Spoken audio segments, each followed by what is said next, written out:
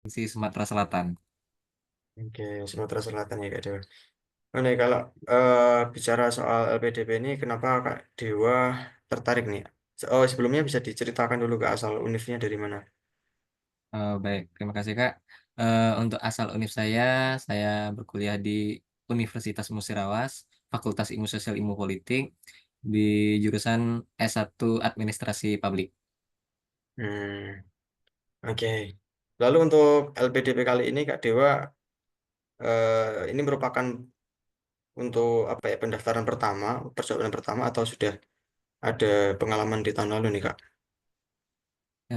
Ini pengalaman pertama ini Kak, untuk Hmm. pendaftaran batch 1 di 2025. Oke Kak Dewa, ini berarti ceritanya baru fresh graduate nih Kak Dewa ya? Iya, fresh graduate Kak. Oke, keren nih Kak. Oke, sebelumnya nih Kak, ini pertanyaan terakhir nih Kak. Ini Kak Dewa ini dapat informasi webinar ini dari mana nih Kak? Dapat informasi webinar ini dari grup relawan KIP Kuliah Merdeka se-Indonesia itu Kak.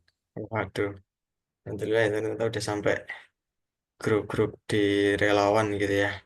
Oke, berarti Iya teman-teman Kak. Kak Dewa ada yang ikut juga nih di webinar ini. Kemarin ada beberapa tak bilangin untuk ikut ini ya, Kak. Terus ada beberapa yang daftar, mungkin Hmm. beberapa juga akan masuk nanti. Ada kendala sinyal mungkin di sini, Kak. Oke, siap-siap nih, Kak. Ya, kita doakan semoga Kak Dewa ini salah satu awardee di tahun 2025 ya Kak ya. Amin, amin, Allahumma Hmm. amin, Kak. Terima Oke, kasih, Kak. thank you Kak Dewa selamat menyaksikan webinar nanti dan semoga mendapatkan ilmu yang bermanfaat. Oke, Baik, thank terima you Kak kasih, Dewa Kak. atas antusiasmenya dan teman-teman semuanya yang selalu menunggu agenda di malam ini. Baik teman-teman, karena eh, pembicara kita yaitu Kak Rijal sepertinya sudah bergabung ya di forum ini. Kita cek dulu. Hmm, tadi izin sebentar nih, makanya kita eh, tunggu beberapa saat ya gitu ya teman-teman. Oke, baik kita buka dulu. Bismillahirrahmanirrahim. Assalamualaikum warahmatullahi wabarakatuh. Selamat malam dan salam sejahtera untuk kita semuanya, dimanapun teman-teman berada. Semoga teman-teman selalu dalam keadaan sehat dan selalu bahagia ya bersama siapapun, termasuk keluarga yang ada di rumah.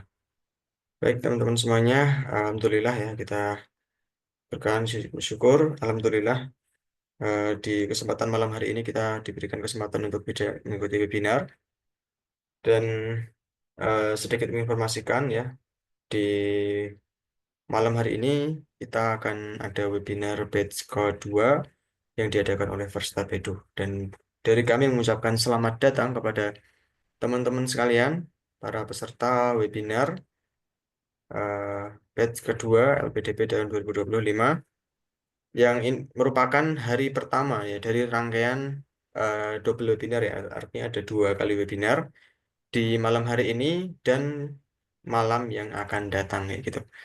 Malam yang akan datang artinya di hari Jumat malam besok ya teman-teman. Jadi kalau misalkan malam ini kalian teman-teman bergabung, maka jangan lupa besok juga bergabung karena kita akan bahas secara berkesinambungan antara webinar malam ini dan webinar yang akan datang ya gitu.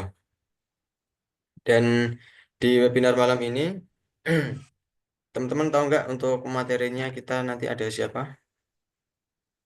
Silakan di chat di kolom chat ya teman-teman. Monggo, ada yang tahu nggak nih pemateri yang akan memberikan materi pada kesempatan malam ini? Ini keaktifan peserta nanti kita juga akan pertimbangkan untuk eh, providing essay ya. Oke, dari yang jawab nih Kak Dia Rofika Rahmawati ya Kak Baso Samsurijal ya betul sekali ya. Jadi di malam hari ini kita akan eh, bergabung bersama Kak Baso Samsurijal atau Kak Rijal yang mana pada kesempatan malam ini tuh kita akan bahas seputar esai teman-teman. Jadi khusus malam ini kita akan ungkap secara mendetail mulai dari persiapan, mencari ide, kemudian bagaimana kita mendesain esai itu sebaik-baik mungkin sehingga esai yang kita bikin itu benar-benar siap untuk bisa mengikuti rangkaian LPDP, dan harapan kita semuanya sekali daftar ya, bagi yang pertama kali daftar itu bisa lolos ya gitu.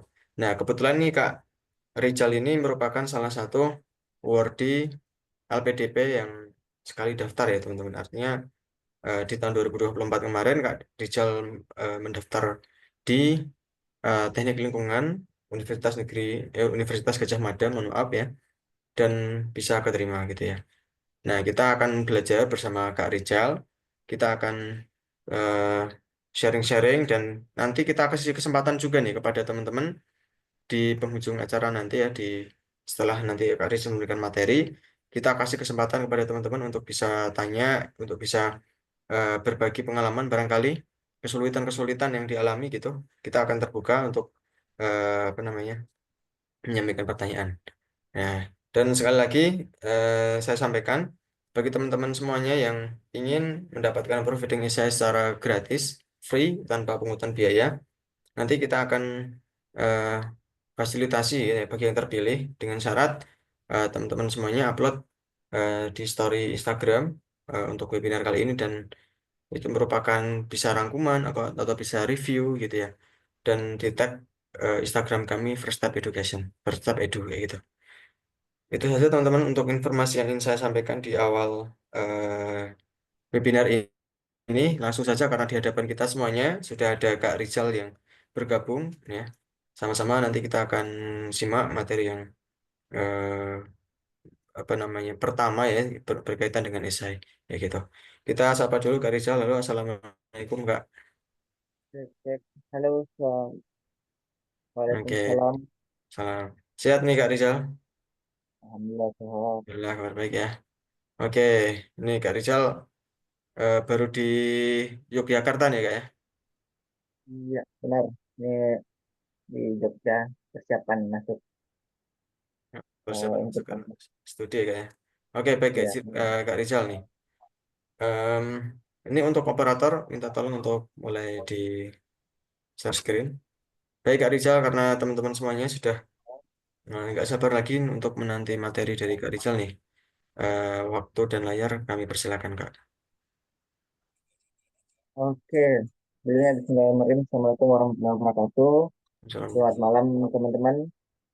Oke, malam ini aku sharing lebih banyaknya pengalaman yang aku dapatkan selama pendaftaran LPDP pada tahun 2024. Oke, pada malam hari ini itu kan kita sebenarnya Step Edu buat dua hari. Pertama untuk penulisan esai, nanti kedua yang berkas. Untuk mungkin nanti teman-teman ada yang mau nanya berkas, tunggu berikutnya besok kayak gitu. Tapi untuk malam ini kita fokus ke esai PPDP. Oke, oke mungkin next slide dulu.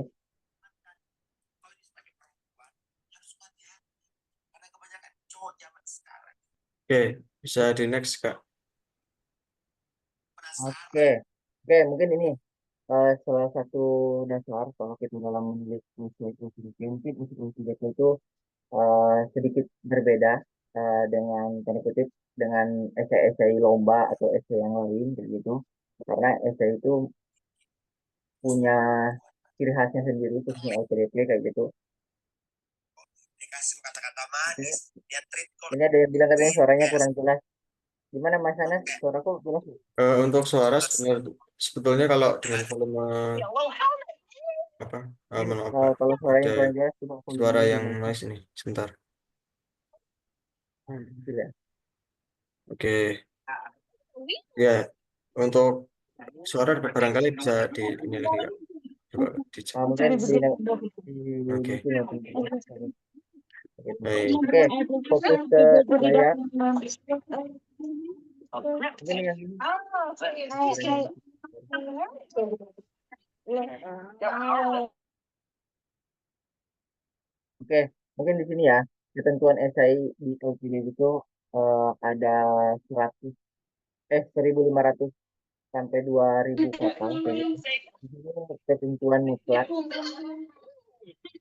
Oke, minta tolong ke teman-teman yang baru join, mungkin bisa di mute dulu. Nah, biar yang lain bisa dengar. Untuk operator yang ini Oke, bisa. ini karena kebetulan saya menjadi host nih Kak. Mohon Oh, iya. operator ini untuk atas nama Kak Lita nih diminta tolong dimute dulu ya Kak ya. Oh, iya. Sedikit ada kendala ya teman-teman ya. Mohon untuk eh, Oke, memahami. oke. Oke, terima kasih Kak. Silakan di next.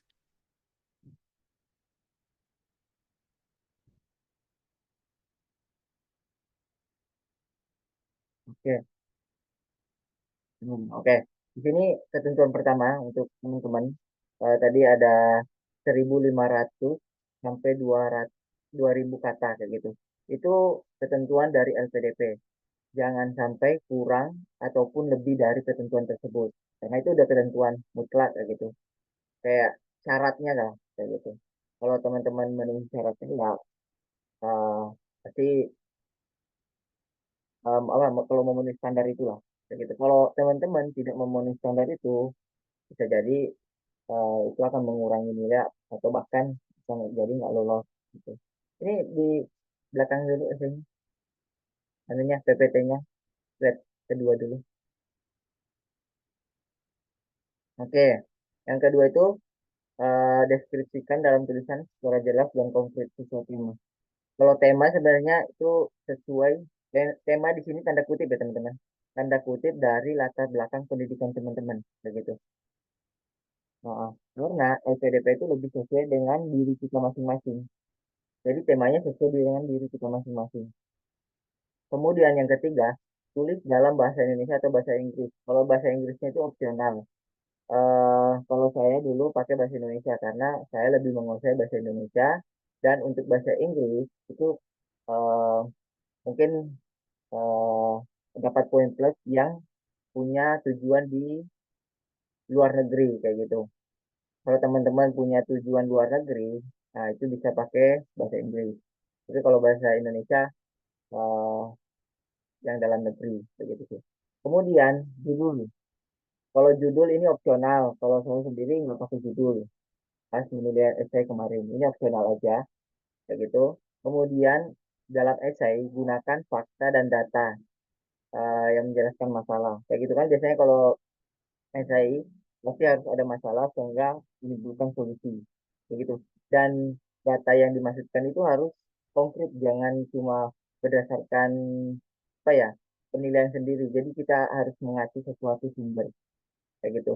Terus di sini dalam penulisan esai nanti ada metode SMART, STAR dan SMART. STAR dan SMART ini nanti aku jelasin ke slide-slide berikutnya. Itu sesuai eh, apa itu dalam penulisan esai. Kemudian ini sebaiknya satu kalimat itu terdiri dari 9 sampai 12 kata begitu. Itu yang baiknya. Oke, Bang jelas. Coba aku gantiin. Oke, next. Ya, oke. Dalam sebelumnya, dalam penulisan esai sendiri kita itu ada mungkin teman-teman sering dengar namanya benang merah dalam penulisan esai, khususnya LPDP kayak gitu. Kenapa harus ada benang merahnya? Jadi dari past, present atau future, dari lampau sampai masa depan itu segaris, segaris yang teman-teman mau tulis di esai. Misal nih, masa lalunya atau masa lampaunya kan biasa kalau kita kan mau LPDP jadi masa pas S1-nya. S1-nya itu belajar apa, terus nanti sekarang mau belajar apa, terus terus kemudian masa yang akan datang, future-nya itu mau meraih apa kayak gitu. Itu harus sesuai dengan benang merah. Itu sering aku sebut benang merahnya di dalam esai. Itu harus jelas kayak gitu. Oke, next. Oke, Oke, ini tadi yang aku sebutin. Ada metode metode STAR dalam penulisan esai. Ini sering aku gunain kalau dalam pembukaan kayak gitu. Dalam pembukaan itu ada situation. Jadi kita harus jabarkan situasi yang kita hadapi. Eh, kemudian tugas atau teksnya itu kita deskripsikan respon kita dalam situasi tersebut. Kayak gitu. Kemudian yang keempat itu aksi. Aksi yang kita ambil dalam merespon sesuatu. Kemudian hasilnya, result. Bagaimana hasil yang kita dapat setelah menyelesaikan aksi-aksi tersebut. Kayak gitu. Jadi ini kayak dalam suatu apa ya, SLTP itu lebih banyak kita cerita, tapi ceritanya itu yang menarik dan ada yang dihasilkan kayak gitu, atau sesuatu yang kita pelajari dalam cerita tersebut. Nah, kayak gitu. Kalau LPDP lebih ke situnya. Jadi ada pesan dalam suatu ceritanya. Misal nih, aku menceritakan bahwa situasiku pas kuliah, kan kita dulu COVID-19. Nah, apa tugas yang aku lakukan kayak gitu. Biasanya kita melakukan tugas secara online. Tugasnya melakukan online, terus pastinya kita melakukan zoom dan dengan beberapa teman, terus hasilnya seperti apa, apakah kita menghasilkan sesuatu karya dengan kuliah online, apakah kita menghasilkan jurnal atau bagaimana kayak gitu. Jadi dia harus ada runtut lah kayak gitu ceritanya. Oke, next.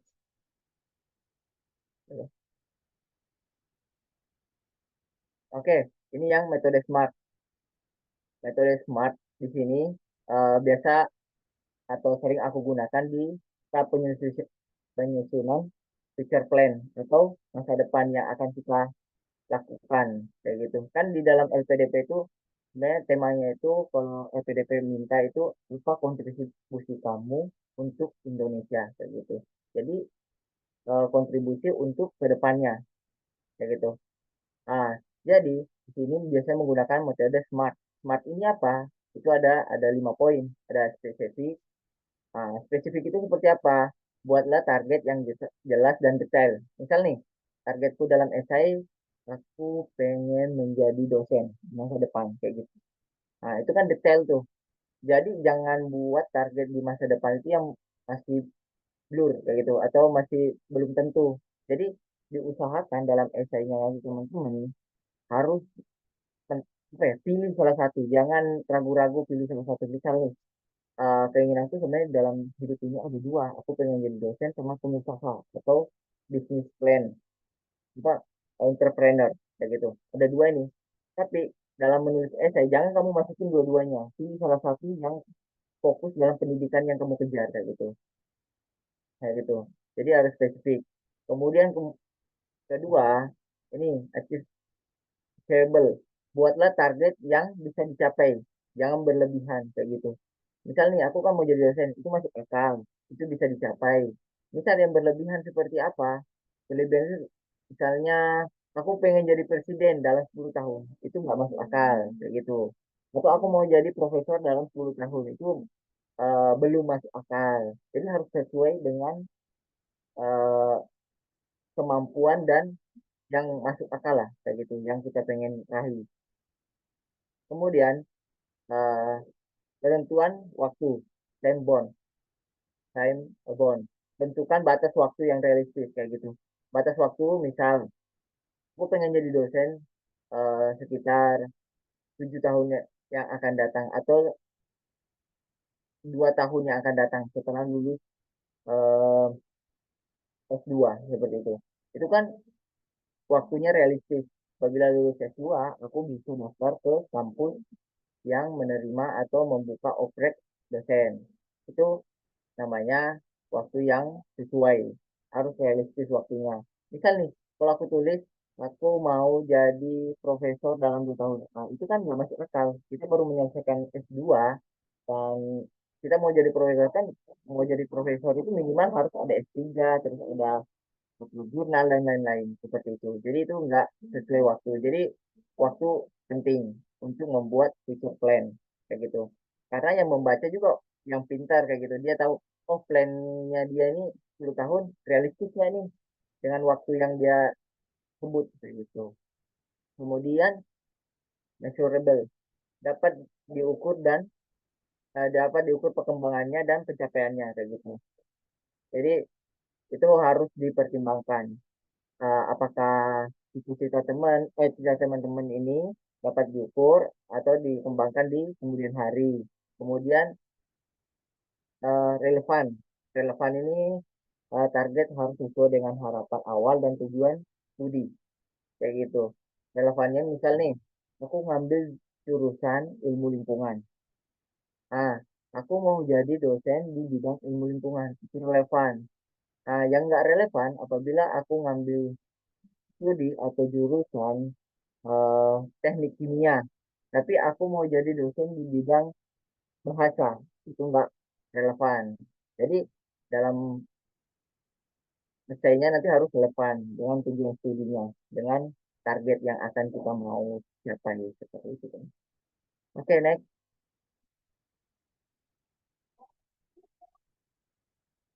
Oke, sini aku dapat apa namanya materi ini dari kakak Nurul Huda. Itu teman aku kemarin di PK. Mungkin teman-teman kalau mau follow bisa, atau bisa lihat di Instagramnya.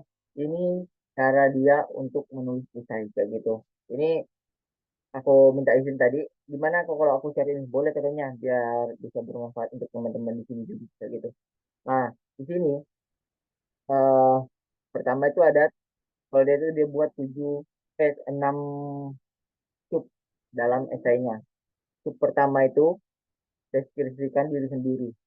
Diri sendiri itu pengenalan kita dari nama, background pendidikan, pengalaman, pengalaman organisasi, volunteer, kemudian pengalaman pekerjaan. Di sini tanda kutip teman-teman kan pasti udah punya future plan ya kan, punya future plan atau punya cita-cita mau lanjut S2 itu mau ngapain, itu harus dicari dari sekarang atau harus direntukan dari sekarang mau jadi ngapain, agar dari penyusunan awal sampai akhir itu sejalan, dia mempunyai benang merah yang aku sebutin.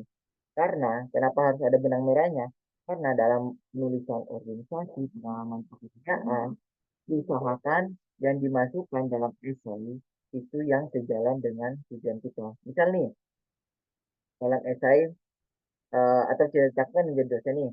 Jadi aku masukin pengalamanku saat mengajar atau pengalamanku saat melakukan penelitian kayak gitu dan organisasi penelitian itu sesuai kan.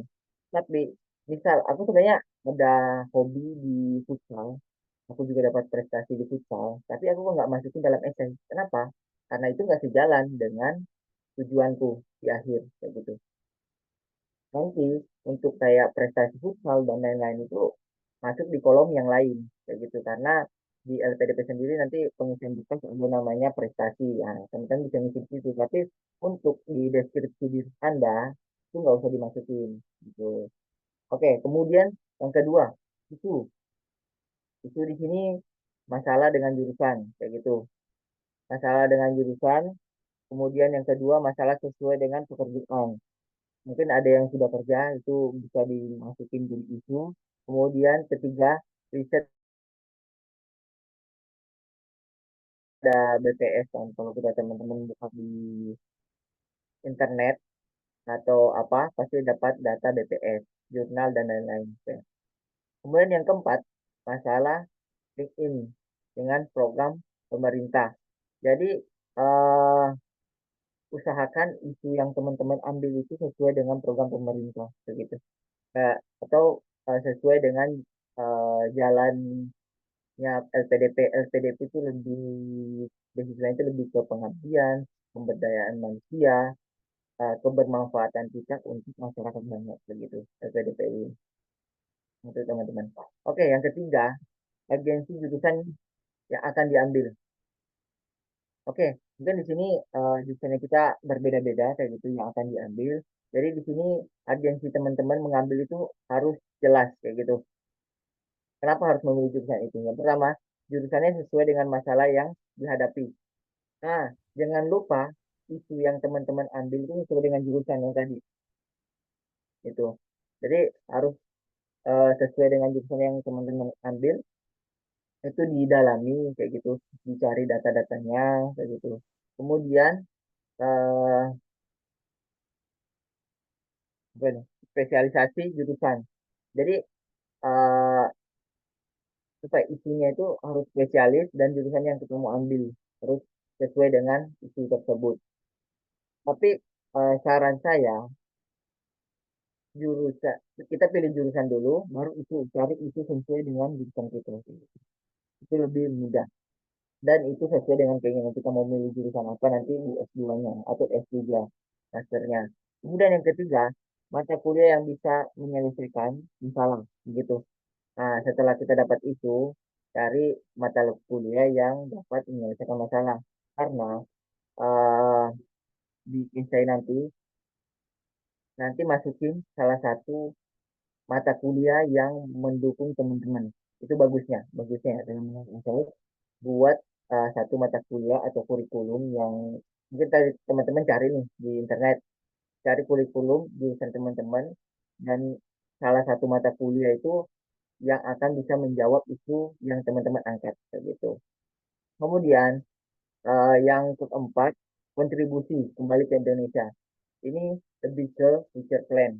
Oke, future plan dan poin pertama itu untuk mengimplementasikan ilmu yang didapatkan untuk menyelesaikan masalah yang dihadapi di poin 2 yang teman-teman sudah angkat tadi kan isu-isunya. Nah, itu harus diimplementasikan seperti apa. Kemudian nomor 2 targetkan durasi.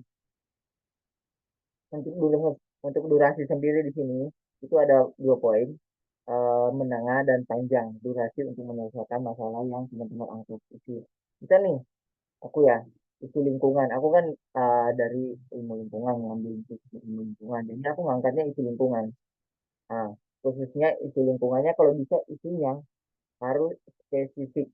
Spesifiknya seperti apa? Spesifiknya seperti aku nih. Aku berasal dari Sulawesi Tengah, Kabupaten Morowali.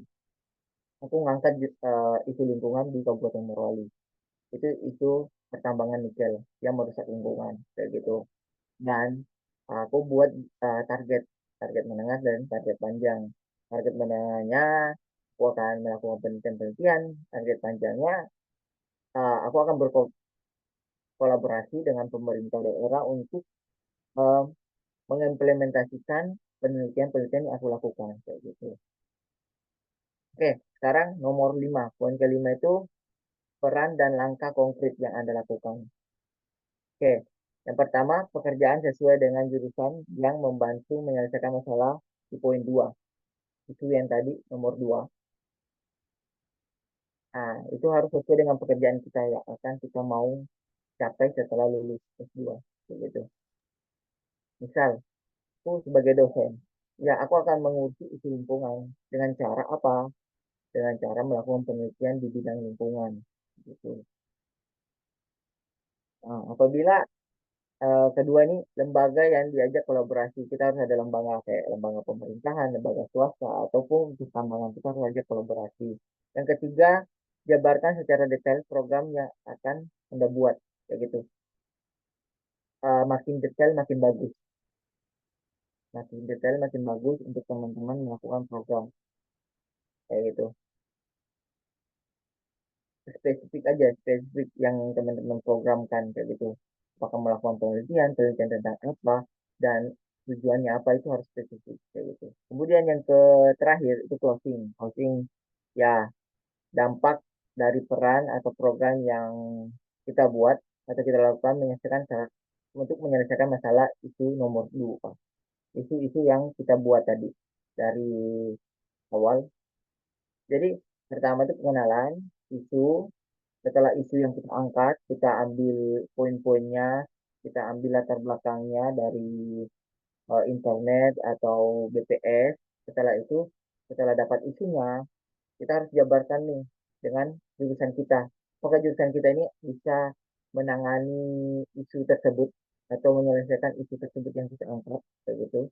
Kemudian setelah dapat jurusannya, kita harus jabarkan lagi nih jurusan tersebut, apakah memberikan eh apakah akan berdampak ke Indonesia kayak gitu, berdampak ke Indonesia. Setelah itu ah, langkah-langkah apa yang kita lakukan, langkah-langkah apa kita lakukan untuk menyelesaikan isu yang kita angkat.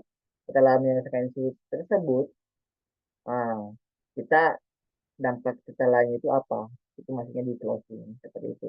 Jadi dari awal sampai akhir dalam esainya itu satu benang merah. Jadi dia nggak keluar dari jalur kayak gitu.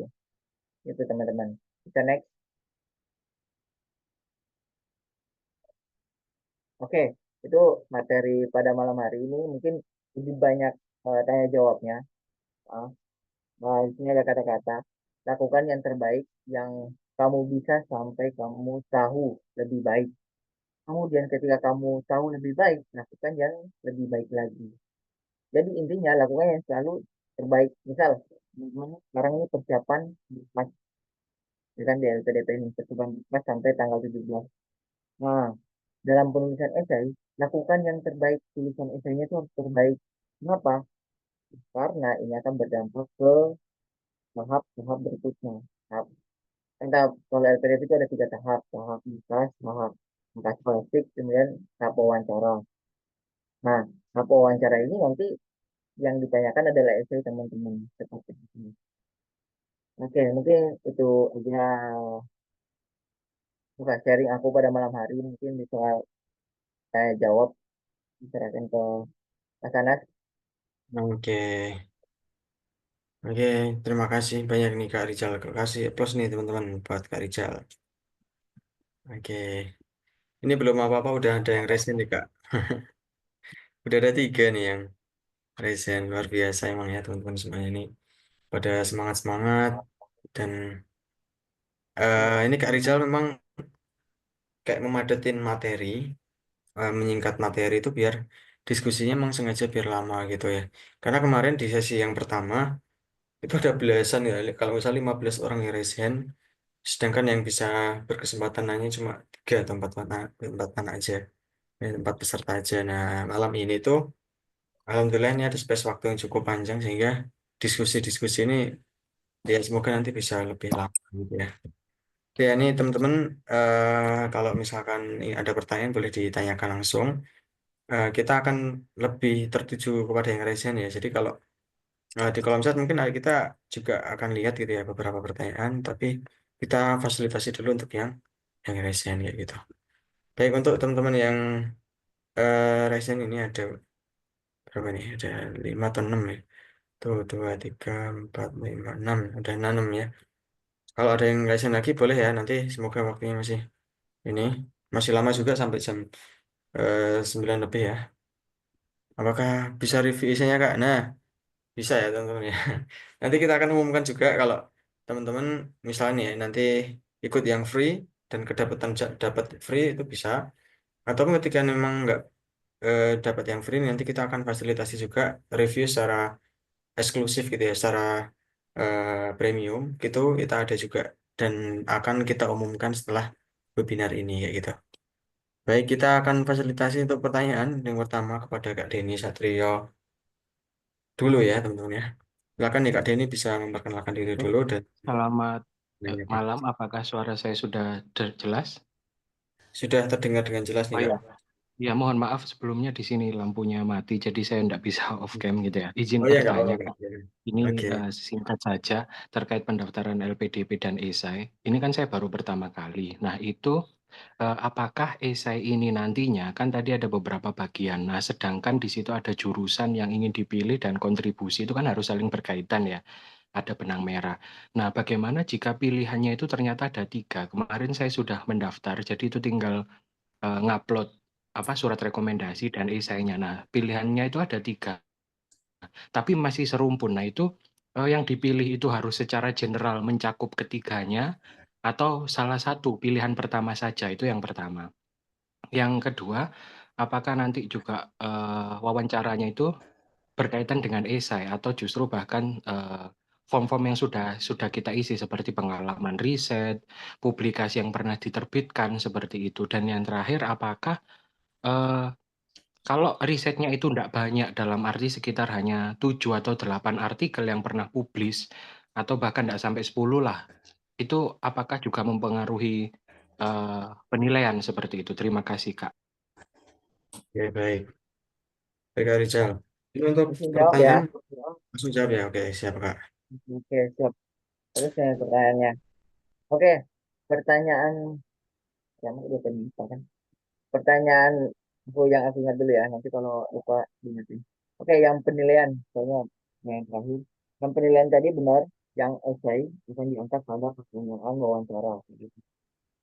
Nah, itu akan ditanyakan oleh pewawancara dan tidak hanya itu, dari semua yang kita isi, jadi kita isi dari pengalaman riset, pengalaman organisasi, itu memang ditanya sama pewawancara. Dia akan mendalami karakter itu karena dalam pewawancara nanti ada namanya psikologi itu, dan dia juga akan menanyakan isi esai kita, tujuan kita itu. Nah, jadi dalam esai kan, dalam pemilihan jurusan kan ada tiga, benar, ada tiga nanti kesempatannya kita pilih. Untuk dalam esai, kalau saran saya pilih satu yang teman-teman inginkan. Gitu. Kalau jurusannya serumpun, bukan benar serumpun, tapi pilih salah satu kampus yang teman-teman inginkan. Satu aja, biar di dalam esai teman-teman fokus dalam satu kampus dengan satu jurusan. Dan nanti kalau teman-teman masukin mata kuliah yang ada di kampus tersebut. Kayak gitu. Pertanyaan kedua tadi apa ya? Ini Kak, apakah jumlah publikasi itu berpengaruh pada nilai? Kan Oh, misalnya publikasi saya itu nggak banyak, hanya 8 yang terbit itu. Terus pengalaman riset juga ada 10, cuma yang 2 itu nggak tahu linknya kemana. Karena pernah saya upload di Proceeding, terus linknya nggak ketemu. Terima kasih. oke, ya itu berpengaruh. Itu menjadi poin plus kayak gitu. Pengalaman riset dan jurnal-jurnal yang kita upload itu menjadi poin plus di PDP dati pas diwawancara kayak gitu. Nah, itu sih. Minimal berapa Kak? Kalau Minimal. Ada nggak ada minimal. minimal, nggak ada minimal di Oh. LPDP itu, nggak ada minimal, nggak ada maksimal. eh untuk poin prestasi, poin organisasi, gue saranin isi semaksimal mungkin yang teman-teman punya gitu. Dan teman-teman harus bisa pertanggungjawabkan. Maksudnya pertanggungjawabkan apa? Misal teman-teman mengupload jurnal atau riset sesuatu, ya teman-teman harus pasti mengetahui riset tersebut. Kadang pewawancara akan tanya tentang riset tersebut gitu. Dia mengetes, itu kan benar nih, kamu ngupload. Kalau kamu ngupload, pasti kamu tahu isinya seperti itu.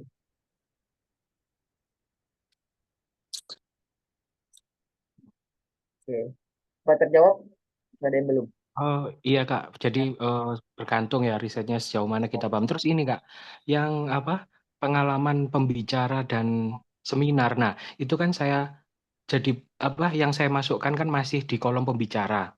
Jadi saya sudah masukkan yang bagian-bagian yang pernah saya jadi pembicara saja.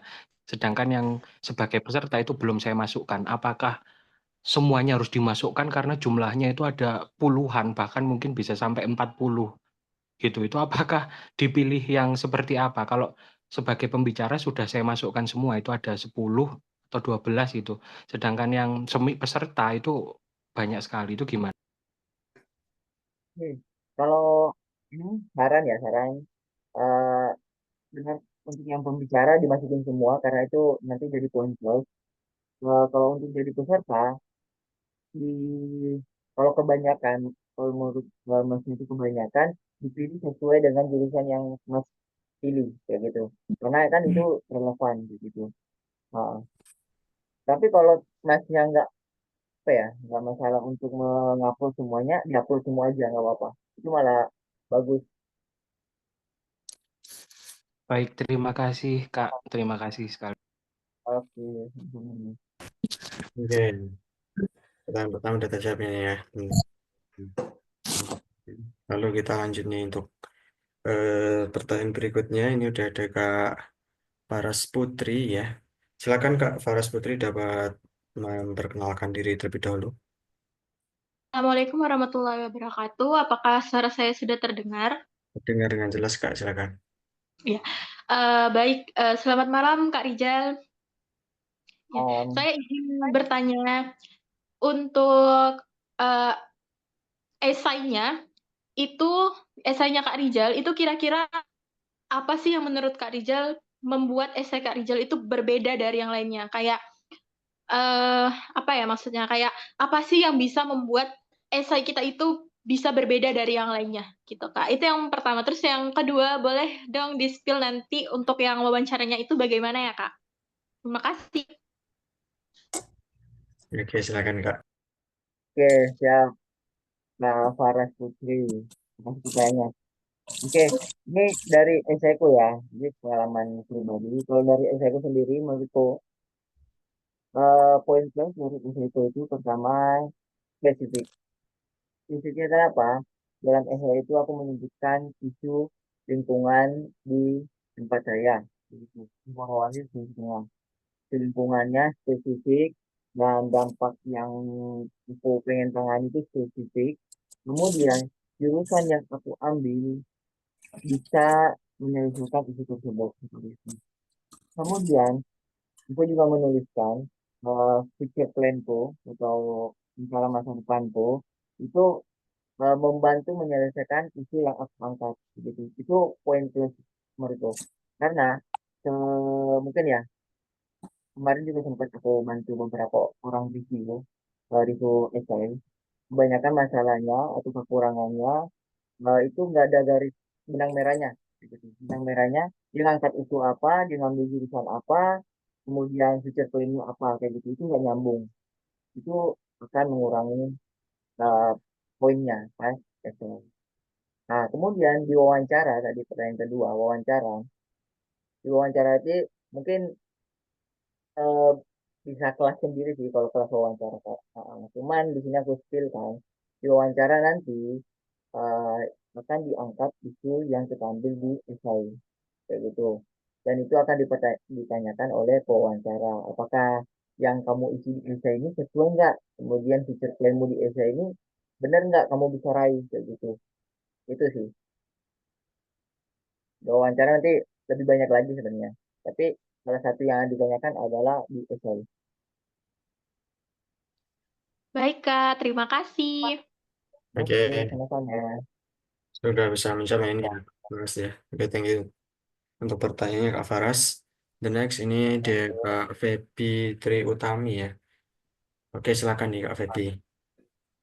Baik, terima kasih. Selamat malam, Kak Rijal. Sebelumnya izin bertanya, mungkin tadi kan sudah dipaparkan ya Kak untuk beberapa poin mengenai esai. Nah, di poin pertama itu kan pengenalan diri. Nah, boleh nggak Kak dijabarkan bagaimana kita menulis esai mengenai pengenalan dirinya itu secara menarik, sedangkan kan untuk pengenalan diri pada umumnya kan kayak terkesan monoton gitu Kak. Nah, saya pribadi tuh masih bingung bagaimana cara menyampaikan pengenalan diri itu yang bisa menarik si penyeleksi ini. Dan yang kedua itu tadi kan ada 5 poinnya Kak. Nah, apakah dalam penulisan esai itu harus berurutan seperti itu atau boleh sesuai dengan apa ya kayak kemauan kita gitu, mana yang menurut kita sesuai. Kemudian yang ketiga itu untuk penulisan esai kan dari buklet LPDP-nya sendiri ada 3 poin ya Kak yang diminta. Nah, apakah dari 3 poin itu harus kita buat subbab masing-masing atau mengalir saja ya Kak? Terima kasih. Oke, Ya, sama. silakan Bu. Bisa langsung di. Oke, makasih pertanyaannya satu tadi. Febi ya? Betul Kak. Iya Febi. Kak. Betul. Nah, oke, Pak Febi. Oke, untuk dalam oh, tadi, 3 pertanyaan ya tadi. Untuk penulisan esainya sendiri, memang aku ingat dulu nih, yang poin terakhir. eh itu yang dalam, kan kalau di, mungkin teman-teman kalau udah daftar, udah masuk di pendaftarannya, itu kan hanya, itu cuma pertanyaan ya kan? Pertanyaan PDP kepada kita, kontribusi kita ke Indonesia, kayak gitu. Dan poinnya sedikit.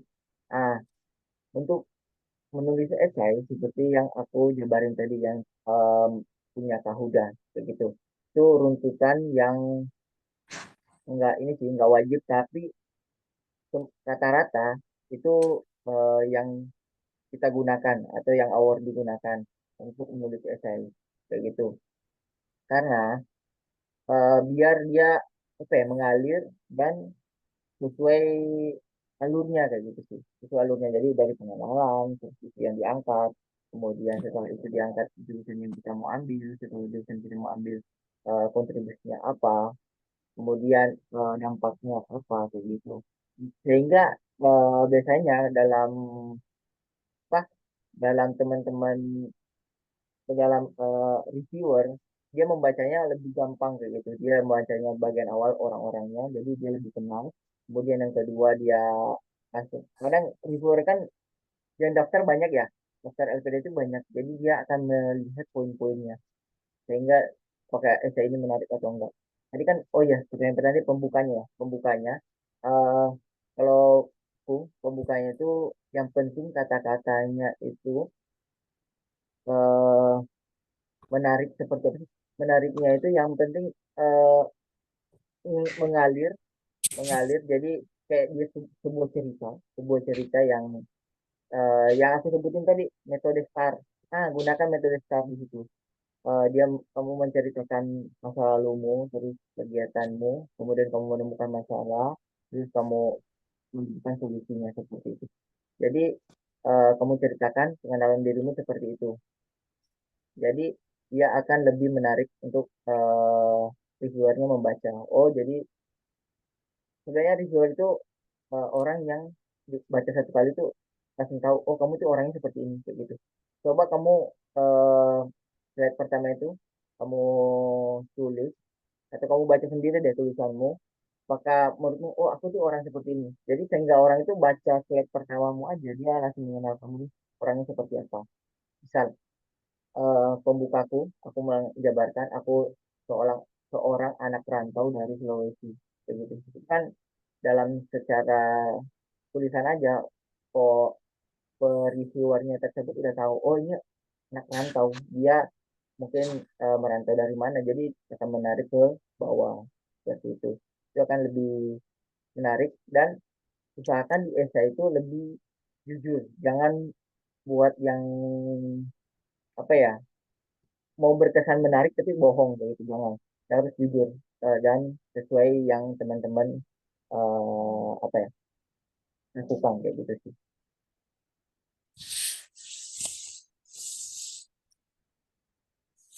Nah, mungkin ini sih tambahan untuk Kak Feby. Coba Kak Feby baca 5 poin LPDP, integritasnya dan lain-lain. Itu di essay-nya harus masukin itu, salah satu poin itu. Karena pihak LPDP menyukai orang-orang yang sesuai itu. Itu sih.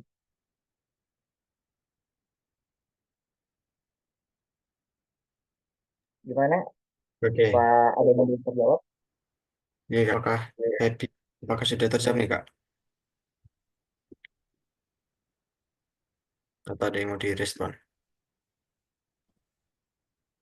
Oke, sepertinya sudah ya. Oh, ini ada yang menyukai orang. LPDP itu menyukai orang yang sesuai integritasnya LPDP. Nah, teman-teman harus coba cari di internet poin LPDP. Tahu apa ya, Ikral LPDP gitu. Itu ada poin-poin yang LPDP tanamkan pada awardingnya nanti. Jadi dia memang suka orang-orang seperti integritas, percaya diri dan lain-lain. Gitu. Hmm, baik. Oke. Oke, teman-teman semuanya. Untuk pertanyaan berikutnya nih masih ada banyak. Ini saya bacakan eh, kali ini dari ini ya, dari apa namanya, kolom chat dulu satu anak ya. Ini ada pertanyaan dari ini saya secara random teman-teman yang paling awal dari Kak Siti hari satu Saidah ya. Kak maaf mau tanya, kalau misal lolos LPDP jalur afirmasi, ya kan ada pengayaan bahasa. Apakah nanti di pengayaan bahasa, apakah di pengayaan bahasanya itu difasilitasi untuk mengikuti tes TOEFL ITB, Kak? Oke, benar. Boleh menjawab ya. Benar, di jalur afirmasi nanti kan levelnya enggak. sekarang nggak wajib ya. Sekarang itu nggak wajib upload sertifikat TOEFL. Mungkin tahun-tahun sebelumnya, tahun 2024 ke bawah itu masih wajib, walaupun bisa di bawah 450. Nah, untuk itu nanti dapat pengayaan bahasa itu fasilitas dari UPDP untuk teman-teman dulu konfirmasi. Kemudian dia dapat satu kali tes TOEFL ACT kayak gitu untuk pendaftaran ke kampus. Oke, oke, oke. Jadi dapat pengayaan dan dapat free test TOEFL juga ya, Kak ya? Iya. Itu nanti 3 bulan ya. Tapi Hmm. udah program LPDP itu ada yang 3 bulan, ada yang 6 bulan. Kayak gitu. Nanti sesuai dengan kemampuan masing-masing. Dari LPDP itu fasilitas dari LPDP untuk teman-teman dari jalur afirmasi. Oke, baik, Kak. Oke. Ini pertanyaan dari Kak Siti ya tadi, semoga udah terjawab nih. Selanjutnya yang the next ini dari Kak Faras Putri. Ini Kak Faras Putri tadi sudah tadi Kak ya? Sudah, Oh Mas. iya. Oke Kak. Saya kira tadi masih ini ya, masih resen soalnya. Oke, in the next ini ada Kak Jayantri Putri. Silakan nih Kak, dapat memperkenalkan diri dulu. Iya, suara saya terdengar jelas, Mas? Dengar yang jelas nih Kak, silakan. Oke, terima kasih. Selamat malam semuanya. Mungkin saya akan bertanya. Yang pertama, kalau essay-nya untuk beasiswa luar negeri, betternya pakai in English atau enggak? Terus mungkin out of the box dari essay ya, karena saya akan melakukan S3 pendaftarannya. Nah, di S3 itu kan harus ada research proposalnya. Nah, research proposalnya itu kan ada daftar pustakanya, tuh ada reference-nya. Nah, 2000 kata itu bersama dengan daftar pustaka atau enggak gitu ya. Kalau biasanya kan di research proposal yang dikirimkan untuk hibah-hibah Kemdikbudristek itu tidak include daftar pustakanya. Nah, kalau LPDP gimana? Kemudian untuk wawancaranya, kalau misalnya nanti essay atau research proposal saya itu in English, nanti wawancaranya in English juga atau enggak? Dan untuk TOEFL ITP-nya, karena mungkin saya akan take itu di setelah bulan Februari minggu kedua. Misalnya itu yang saya upload bukan yang resmi, maksud saya sertifikatnya itu yang belum ada assign-nya, itu apakah diperkenankan atau enggak? Kalau lihat di panduannya sih nggak masalah ya. Mungkin itu aja Mas, thank you. Oke Kak. Jadi ada beberapa pertanyaan tadi ya, silakan Kak dijawab. Kak, siapa tadi? Jayanti Putri ya? Kak Kak Putri. Jayantri, Jayanti ya. Oke, terima kasih atas pertanyaannya. Ini kita mau lanjut ke sebelah. Oke. Nah, untuk riset, pertama riset ya benar. IPDP itu untuk S3 sendiri untuk yang untuk sekarang itu persyaratannya beda karena dia memberikan riset. Nah, di situ untuk daftar pustaka ya, untuk daftar pustaka setahu aku itu untuk perlu dimasukin daftar pustakanya untuk risetnya. Dan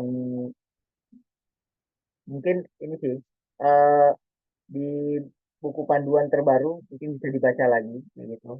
Eh, lebih detailnya untuk S3. Soalnya aku sebenarnya belum baca yang khusus S3 kemarin, tapi saya tahu kok itu nggak untuk apa sih nggak memasukkan daftar pustaka gitu. Kemudian yang wawancara, ya untuk yang wawancara apabila kita buat esainya bahasa Inggris, bukan esainya bahasa Inggris aja sebenarnya. Wawancara pakai bahasa Inggris itu khusus teman-teman yang jurusan atau memilih luar negeri, beasiswa LPDP luar negeri kayak gitu. Itu antara wawancaranya full bahasa Inggris atau wawancaranya setengah bahasa Inggris, tapi kan pakai bahasa Inggris kayak gitu. Untuk teman-teman yang mau mengambil luar negeri kayak gitu. Aku aja kemarin yang dalam dia sempat di tes wawancara pakai bahasa Inggris, walaupun sekitar 3 sampai 4 pertanyaan aja kayak gitu. Wawancara pakai bahasa Inggris. Oke, kemudian yang tes bahasa Inggris ya, yang ITP, TOEFL ITP-nya untuk festival LPP-nya sendiri eh, itu harus yang resmi kayak gitu dari LPP-nya. Nah, yang tadi juga ada yang nanya nih, apakah bisa pakai apa sih LPP yang atau score prediction itu nggak bisa pakai gitu. Jadi itu harus sesuai ketentuan. Mungkin teman-teman harus baca lagi ketentuan atau buku panduan di LPDP. Di situ udah tertera di buku panduannya itu harus menggunakan sertifikat LPP gitu. Nah, gitu. Mungkin kalau ada yang belum terjawab bisa ditanggapi karena banyak tadi pertanyaannya kalau nggak salah. Oke, oke Kak Jayanti ya. Silakan nih Kak, apakah ada tanggapan terkait dengan jawaban dari Kak Rizal tadi?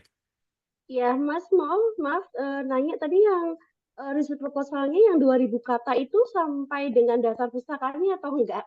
Karena kalau dapus itu kan banyak ya yang ditulis ya. Maksud saya kalau misalnya ketika bikin riset proposal dengan 30 daftar pustaka kan nanti habis itu 2000 katanya gitu. Itu gimana? Iya, Bro. Saya soalnya nggak ada tulisannya di situ di panduannya hanya di proposal 1.500 sampai 2.000 kata.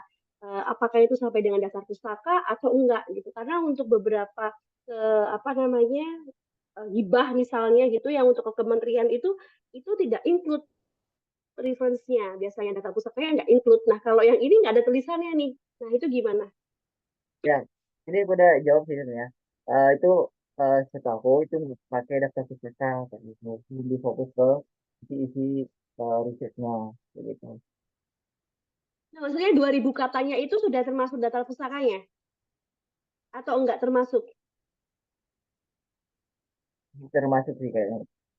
Oh. Oke. Mungkin ini aku tanyakan dulu nih ke temanku yang S3 Kak. Karena aku kan Oke. S2 nih. Soalnya Ya, ya. ketentuannya. Tahu saya kan aku menjawab sesuai kapasitas. Takutnya Iya, iya, sebelum nggak menjawabnya apa-apa, Mas. malah salah kan. Jadi kita konfirmasi dulu. Gitu. Oke, Oke, thank you ya Mas. Soalnya gini, saya beberapa kali masuk ke helpdesk LPDP itu susah, antriannya mungkin full ya. Thank you. Iya, iya, benar-benar. Karena yang banyak yang akses, jadi ya. Mm, mm, riset. oke. Jadi memang untuk beberapa informasi memang eh, ya terkait dengan isai itu perlu dikonfirmasi dulu ya untuk kepastiannya gitu, termasuk di daftar pustakanya gitu ya, Kak ya. Lalu pertanyaan berikutnya ini penanya ke-6 ya, itu Kak Dia Rofika Rahmawati dari UNS nih. Silakan nih Kak Dia. Ya, terima kasih Mas Moderator. Mohon izin kepada Mas Rijal selaku narasumber pada malam hari ini. Izin Mas, saya mau tanya. Tadi kan ada beberapa poin-poin yang ada di bagian esainya. Salah satunya adalah isu yang di dalamnya itu mengangkat harus disertai dengan data faktual dan masalahnya gitu. Nah, untuk program doktoral sendiri itu kan kita memang diwajibkan untuk membuat rencana penelitian atau rencana penelitian kita nanti. Nah, apakah isu masalah yang ada di esai ini apakah harus sama dengan masalah penelitian yang kita angkat untuk proposalnya itu? Kemudian untuk pertanyaan yang kedua, mungkin saya menyambung dari pertanyaan dari penanya pertama tadi, untuk beberapa publikasi yang sudah kita terbitkan, misalnya itu tidak sama nih topiknya dengan rencana penelitian kita nanti yang untuk S3 ini, apakah itu tuh mempengaruhi ataukah tidak apa-apa dan apakah itu nanti memberikan nilai tambah gitu, Mas? Terima kasih. Oke, sama-sama.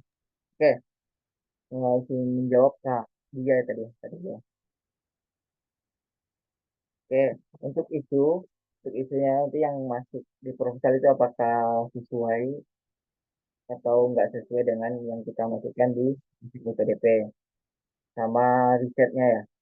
Nah, sebenarnya LPDP itu enggak mewajibkan itu sama atau enggak, tapi saran saya untuk Kak dia itu isu yang diangkat dengan risetnya itu sejalan kayak gitu. Kenapa sejalan? Karena itu akan mempermudah Kak dia ke closingnya nanti, kayak gitu. Closingnya nanti maksudnya kan dampak yang dia akan berikan ke Indonesia sesuai dengan riset yang dia angkat seperti itu. Jadi benang merahnya itu nyambung, enggak putus, risetnya beda, di proposalnya kayak di essay-nya beda, kayak gitu. Jadi saranku disamain itunya. Mungkin kalau di risetnya itu spesifik, nanti di essay-nya diangkat isu yang lebih umum, tapi masih sama kayak gitu dalam lingkup yang sama seperti itu.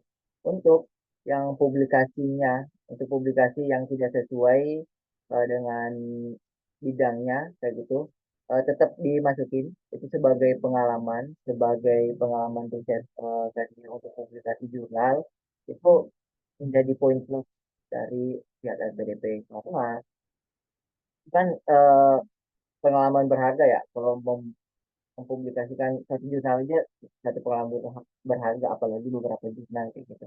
Eh, Diusahakan semua jurnalnya publikasinya dimasukin aja di pengalaman atau jurnal yang setelah dipublikasikan. Itu jadi poin plus sih, bukan malah jadi di poin minus kayak gitu. Oke, makasih Mas. Ya, sama-sama. Benar nih Kak Tia ya. Oke, next. Masih ada panjang nih diskusi kita ya teman-teman ya. Oke, ini ada Kak Hikmah Istiqomah. Silakan Kak. Oke, makasih Kak. Kenalkan saya Hikmah, saya mau bertanya. Nah, pertanyaan pertama itu, Kak Rizal, kan di sini di dalam esainya itu ada yang disebutkan bahwa kata kontribusi nyata.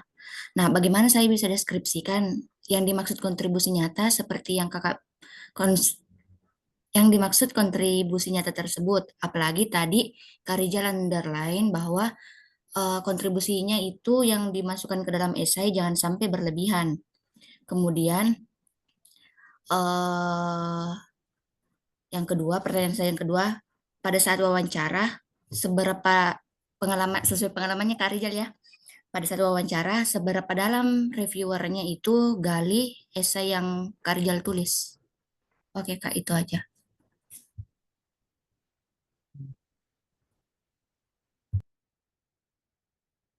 Oh, aku langsung jawab ya. Oke, silakan Kak. Oke, oke. Aku langsung jawab nih dari Kak Hikmah. Kayaknya Kak Hikmah ini dari Sulawesi nih, logonya Iya Kak. dari Sulawesi. Oke, yang pertama kontribusi nyata ya. Kontribusi nyata di sini nih mungkin teman-teman itu harus mendeskripsikan kontribusi itu apa sih sebenarnya begitu. Itu harus teman-teman pahami dalam dulu. Kontribusi itu seperti apa sih kayak gitu. Ah, karena kontribusi itu banyak sebenarnya teman-teman. Kontribusi itu kayak menjadi guru itu udah berkontribusi. Menjadi peneliti itu udah berkontribusi kayak gitu. Menjadi karyawan yang baik dalam suatu perusahaan itu berkontribusi. Gitu. Tergantung kita dalam memberikan bahasanya, atau bahasanya seperti apa. Tapi itu adalah suatu kontribusi, kayak gitu. Itu kita menjadi orang tua yang baik untuk anak-anak kita itu udah kontribusi untuk negara, untuk menciptakan generasi yang lebih baik, kan? Itu kan kontribusi. Nah, jadi eh, kontribusinya ya benar harus nyata dan harus spesifik, misalnya harus spesifik. Nanti kalau kamu bilang nih, aku akan berkontribusi untuk Indonesia lebih maju. Nah, lebih majunya apa? Kayak gitu. Jadi itu harus nyata dan detail. Seperti itu. Nah, misalkan kamu jadi guru, misalkan kamu jadi peneliti, itu udah berkontribusi di bidangnya masing-masing. Kalau jadi guru berkontribusi di bidang pendidikan, kalau jadi peneliti berkontribusi di bidang riset. Seperti itu. Kemudian, yang kedua, tadi wawancara. Seberapa dalam nih wawancara menggali esai dan kita ya kayak gitu. Kalau wawancara itu akan melihat dari eh, apa ya yang teman-teman tulis kayak gitu. Apabila teman-teman tulis dalam esai itu masih kurang jelas kayak gitu. Ini misalnya reviewernya atau pewawancaranya baca esai teman-teman, nah ini esainya maksudnya apa sih? Dia pengen jadi apa sih kayak gitu. Nah itu akan dikonfirmasi pas wawancara dan itu akan ditanyakan sedalamnya ya apa ya tergantung dari wawancara apakah dia udah paham dengan teman-teman, keinginan teman-teman gitu. Itu. Nah, kadang juga ya wawancara nggak terlalu dalam essay-nya kayak gitu, karena di dalam essay udah jelas ya gitu. Dia mungkin hanya mengkonfirmasi aja seperti itu sih. Pengalaman saya. Nah, Oke, gitu. Mas, yang lagi. Oke Kak, makasih. Oke, sudah terjawab. Sama-sama. Oke, baik. Ini ada lagi nih pertanyaan dari Kak Widya yang udah menanti juga. Silakan Kak Widya. Terima kasih Kak atas kesempatannya. Saya izin bertanya. Dari tadi kan sudah dibahas tentang benang merah gitu ya Kak ya. Nah, jadi ini ada kegalauan gitu di saya. Saya ini kan dulu lulusan S2 ilmu linguistik, yang mana fokus saya itu penerjemahan kalimat budaya dari novel gitu. Nah, kemudian saya sekarang jadi dosen di Akademi Farmasi Surabaya, yang mana ilmu saya di penerjemahan novel ini tidak berkaitan gitu dengan pekerjaan saya gitu. Nah, kemudian ini saya sudah mendapat LOA di UGM begitu.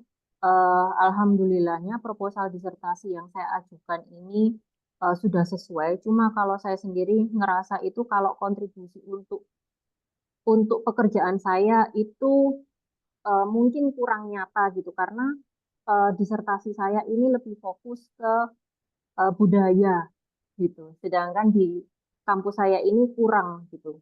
Nah, itu yang saya tanyakan, Kak. Linearitasnya ini sebatas apa sih? Apakah kita benar-benar harus linear dari S2 dan pekerjaan kita dan sampai nanti di S3 atau bagaimana? Dan itu pengaruhnya apakah besar sekali ya untuk mendapatkan beasiswa LPDP gitu. Kemudian yang kedua, tentang program yang tadi Kakak sempat jelaskan ya, kita harus punya program gitu ya, yang mungkin akan kita lakukan ke depan. Mungkin ini terkait dengan target ya, target jangka panjang dan jangka menengah.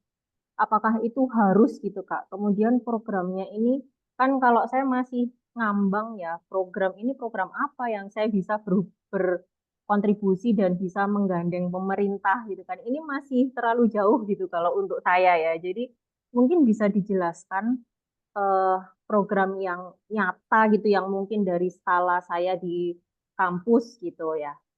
Kemudian terkait dengan kurikulum juga tadi Kak, Kakak sempat menyebutkan kurikulum tadi ya, saya kurang paham maksudnya. Mungkin bisa dijelaskan lagi. Dan yang ketiga, gini Kak, saya kan kemarin sudah mencoba untuk mengisi apa namanya aplikasi di website. Kemudian di situ kan ada jurusan pilihan ya Kak ya. Nah, pilihan itu terkait dengan S2 saya atau S3. Karena kalau S2 saya itu ilmu linguistik, tetapi kalau S3 di UGM itu general sekali, ilmu humaniora, doktoral ilmu humaniora. Nah, ini yang saya pilih itu ilmu linguistiknya atau humanioranya, Kak. Itu. Terima kasih. Oke, baik Kak. Oke. Enggak. Wah, Widya ya tadi. Enggak, aku tanya dulu deh ke Kak Widya.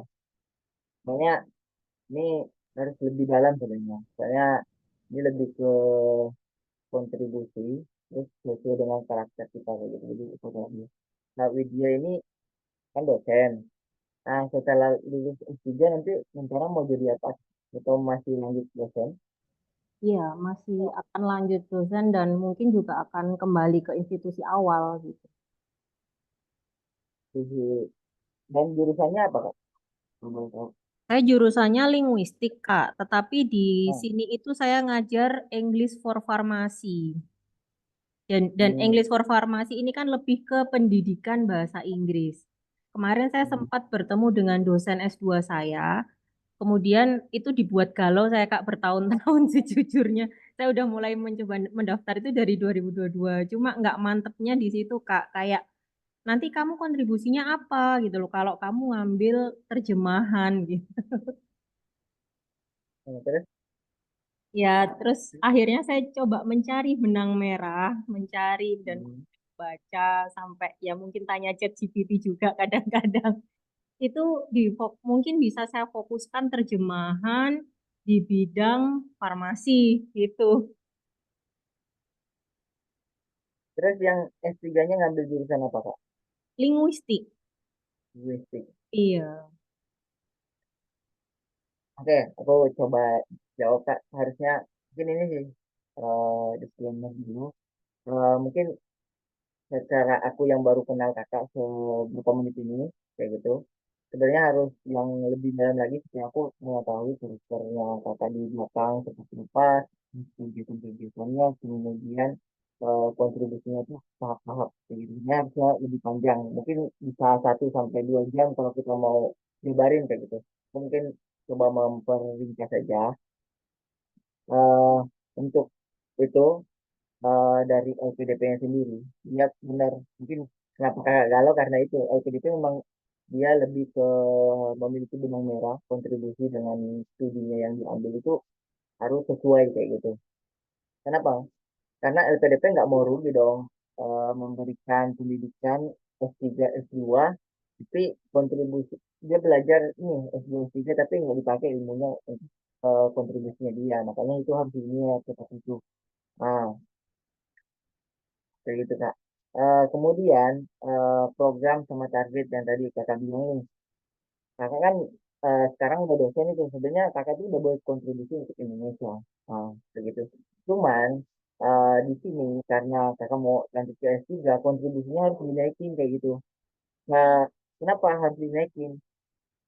Karena kakak aja S2 udah kontribusinya seperti ini, tapi ngapain lanjut S3 kalau kontribusinya tetap sama seperti itu? Mungkin kontribusinya harus dinaikin lagi.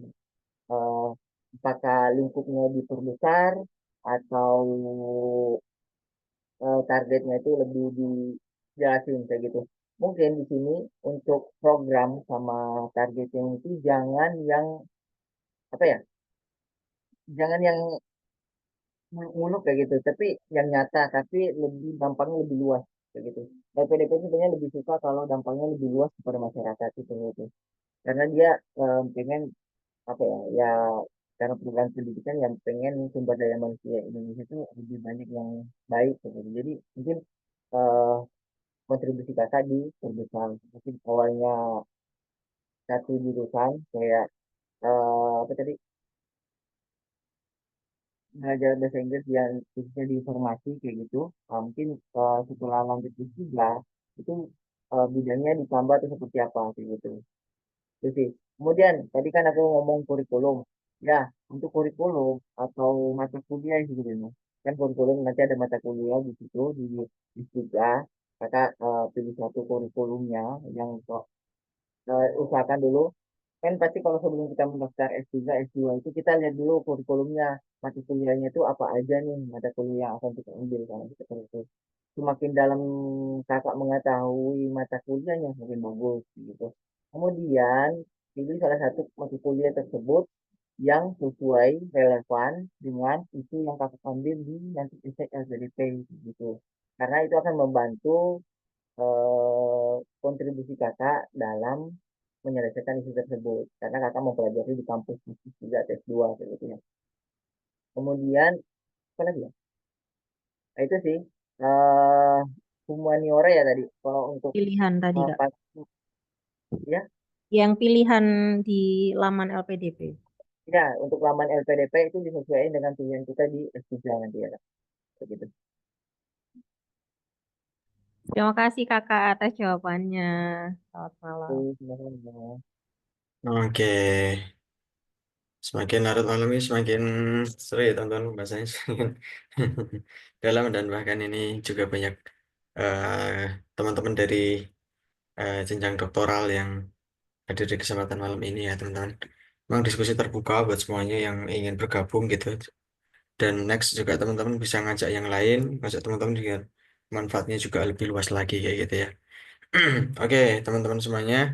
Eh, Mengingatkan ya, jangan lupa kalau misalkan teman-teman ingin dapat providing saya secara gratis, ya teman-teman bisa bikin story ya. Jangan lupa diupload di Instagram masing-masing, lalu jangan lupa di tag Bisa juga Kak Rizal di tag dan first step itu juga kayak gitu ya. Nanti kita akan pilih bagi teman-teman yang paling kreatif untuk bisa apa ya, dikoreksi di review essay-nya oleh Kak Rizal, oleh para awardee dari first step itu. Baik, masih menanti beberapa pertanyaan lagi ya teman-teman semuanya. Ini ada Kak Ebin Stevenko. Oke, Stevenko ya. Silakan nih Kak Ebin, sudah on cam juga nih.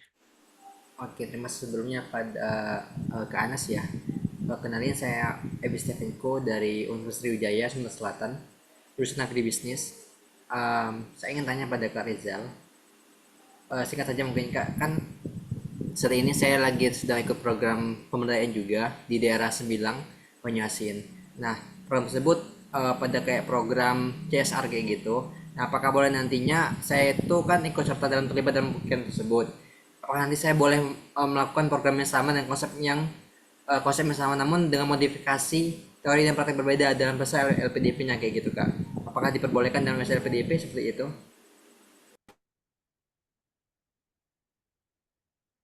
Terima kasih Kak. Oke, terima kasih Kak Ebin. Silakan Kak Rizal. Oke, saya tadi Ebin. Kak Ebin dari mana tadi? Dari Unsri Kak, Sumatera Selatan. Dari Selatan. Oke. Ini mirip ikut program CSR kayak gitu. Programnya mau disamain dengan yang di SI kayak gitu ya. Benar Kak. Ini sih Ya.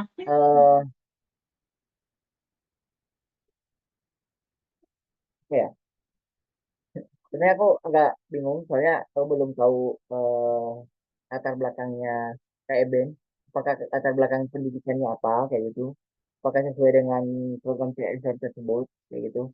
Mungkin kalau sesuai dengan program CSR tersebut itu bisa dipakai Kak. Eh, dan di programnya modifikasi benar bagus. Modifikasi dan programnya itu harus jangan ini sih, jangan merasa diri paling bukan merasa diri paling merasa diri paling jago atau paling kuat itu membuat diri sendiri kayak gitu program jangan usahakan dalam membuat program itu harus adanya kolaborasi kayak gitu membuat kolaborasi kayak apakah kolaborasi dengan perusahaan kolaborasi dengan pemerintah atau kolaborasi dengan masyarakat kayak gitu kelompok masyarakat itu diusahakan seperti itu jangan buat individu kayak gitu karena di situ malah secara realistis kalau kakak membuat kayak program secara individu kan akan lebih berat ya gitu dan itu eh apa ya kok misalnya aku nih selaku yang punya beasiswa LPDP ini realistis nih kayak gitu program itu mau ngerjain sendiri pasti gimana dia mau kuliah mau mengerjain program ini kayak gitu nah, itu kalau kamu menyebutkan akan berkolaborasi dengan pemerintah daerah atau masyarakat, oh ini masuk nih, mungkin dia akan berkolaborasi dengan ini. Mungkin kamu yang akan menyusun programnya, tapi yang membicarakan masyarakatnya seperti itu akan lebih baik. Nah, itu sih. Paham nggak? Kalau kurang paham bisa ditanya lagi. Oke, terima kasih kalian jelas sebelumnya. Untuk FYI untuk program ini kan saat ini CSR itu tuh lagi bekerjasama dengan satu perusahaan BUMN yang terkenal itu Pertamina kan di daerah Sembilan Banyuasin. Nah program ini kayak program ya TJSL dari Pertamina dan satu-satunya itu kami sebagai vendor kayak gitu kan. Nah saya itu kan sudah kerjasama dengan program pihak Pertamina maupun nah ini kan. Nah, apakah nantinya itu kan sudah bekerjasama dengan pemerintah setempat di sana. Nah, saya tuh ingin melakukan kayak apa ya, melakukan lanjut program gitu loh di sana dengan konsep yang berbeda, konsep yang sama seperti itu kak, pemberdayaan. Mengambil program apa nih? Siswa. Ya, Untuk programnya tuh program sama jurusannya.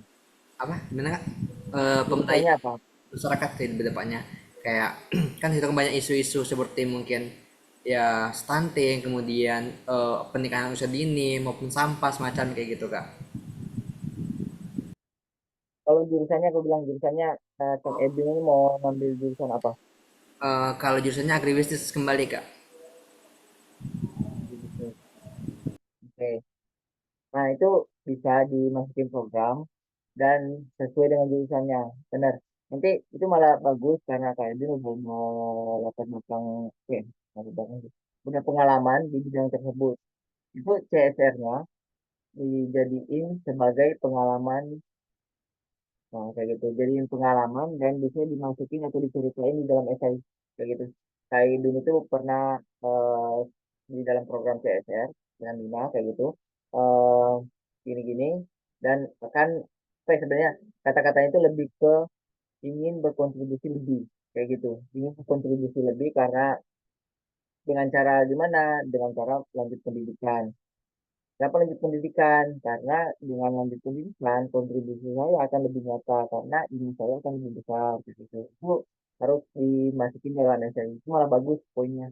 Nah, dan isunya yang diambil dari yang sebelumnya tadi yang Kak Eden bilang dari pemberdayaan masyarakat dan lain-lain itu malah bagus sih.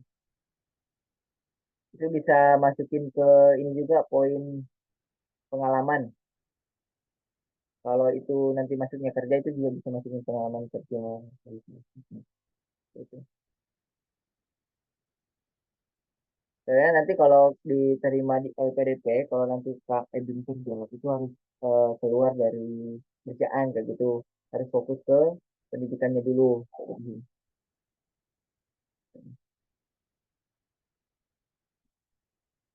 Baik, terima kasih Kak Rizal. Sama. Oke, jadi Kak Ipin ini masih ada Kak Asmi Dewi nih. Silakan Kak Asmi.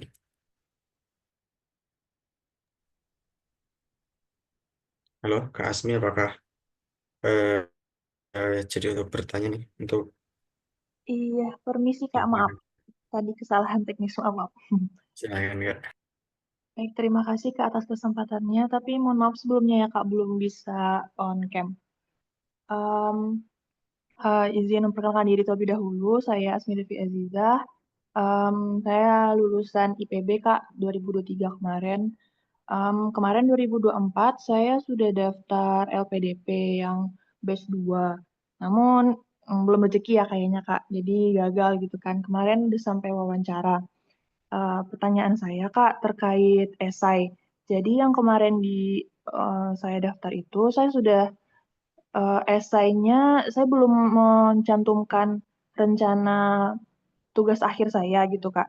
Tapi saat wawancara kemarin itu ditanya, tapi sebenarnya saya belum ada persiapan untuk itu. Dan spontan saja waktu itu jawabannya hal yang sangat sederhana yang belum ada persiapannya memang gitu Kak. Terus pertanyaannya adalah gimana caranya mengatasi itu gitu Kak. Karena kan sebenarnya waktu itu kalau nanya-nanya ke teman-teman yang udah duluan LPDP, kalau misalkan enggak nyantumin rencana penelitian di esai itu nggak akan ditanya gitu kan Kak. Nah jadi saya sedikit kaget waktu itu pas wawancara gitu Kak. Mungkin bisa kasih masukan Kak tentang ini Kak. Kayaknya saya kenanya nggak lolos kemarin wawancara itu di bagian itu Kak. Terima kasih. Oke, sip. Bagus. Ini pertanyaannya. Ini sebagai pengalaman berharga ya teman-teman. Yang teman-teman juga yang masih baru. Makanya dalam saya itu kita harus persiapin dengan benar-benar kayak gitu. Dari detail-detailnya kayak gitu. Kemudian LPDP itu bisa menerima orang yang siap melanjutkan S2 atau S3. Kayak gitu, tanda kutipnya gitu ya. LPDP akan menerima mahasiswa yang siap melanjutkan S2 dan S3. Tanda kutipnya siap itu seperti apa? Nah, kayak Asmi tadi tuh, dia lupa mempersiapkan rencana riset S2-nya kayak gitu. Jadi dari sekarang teman-teman tuh harus mempersiapkan rencana riset tersebut kayak gitu. Nah, makanya tadi dalam esai tersebut itu kita mengangkat isunya diangkat, isu apa yang kita angkat, terus kita buat dengan jurusan yang kita sesuai nanti di S2 kayak gitu. Jadi kemudian implementasinya seperti apa, kayak gitu dampaknya seperti apa. Nah, itu kan secara nggak langsung itu mirip dengan penelitian kayak gitu. Penelitian yang akan kita lakukan di masa depan. Gitu. Nah, ini apa ya, pengalaman berharga. Jadi untuk teman-teman yang belum punya ide atau PO, belum menyiapkan ide untuk eh, rencana apa ya, judulnya kayak gitu, atau topiknya yang akan diangkat di S2 S3 setelah lulus LPDP, itu disusun karena pihak LPDP akan menanyakan itu. Sebenarnya pihak LPDP itu lebih menanyakan seberapa siap sih teman-teman ini lanjut S2 S3 kayak gitu dengan biaya negara kayak gitu. Karena negara nggak mau mengeluarkan uang sebanyak itu dengan orang yang belum siap lanjut kayak gitu sih. Jadi teman-teman harus lebih detail kayak gitu, lebih memahami kayak gitu, memahami keinginan LPDP kayak gitu sih. Keinginan LPDP seperti itu, dia pengen mahasiswa yang udah siap lanjut pendidikan kayak gitu. Nah, mungkin untuk Kak Asmi sarannya, dari sekarang kan udah dapat tuh pengalamannya. Nah, mungkin Kak Asmi udah lebih pengalaman nih dari teman-teman yang lain yang sebelumnya itu belum pernah bakas politik, berkas kayak gitu. Mungkin dari sekarang essay-nya diperbaiki biar sesuai, biar nanti pas diwawancara pertanyaannya itu bisa dijawab dengan baik kayak gitu sih. Gitu, Pak. Oke, makasih Kak jawabannya. Ya, sama-sama. Oke, baik. Jadi habis dari teman-teman yang raise hand, sekarang kita coba cari satu penanya dari yang menulis di kolom komentar ya, teman-teman. Kita beri random nih ya.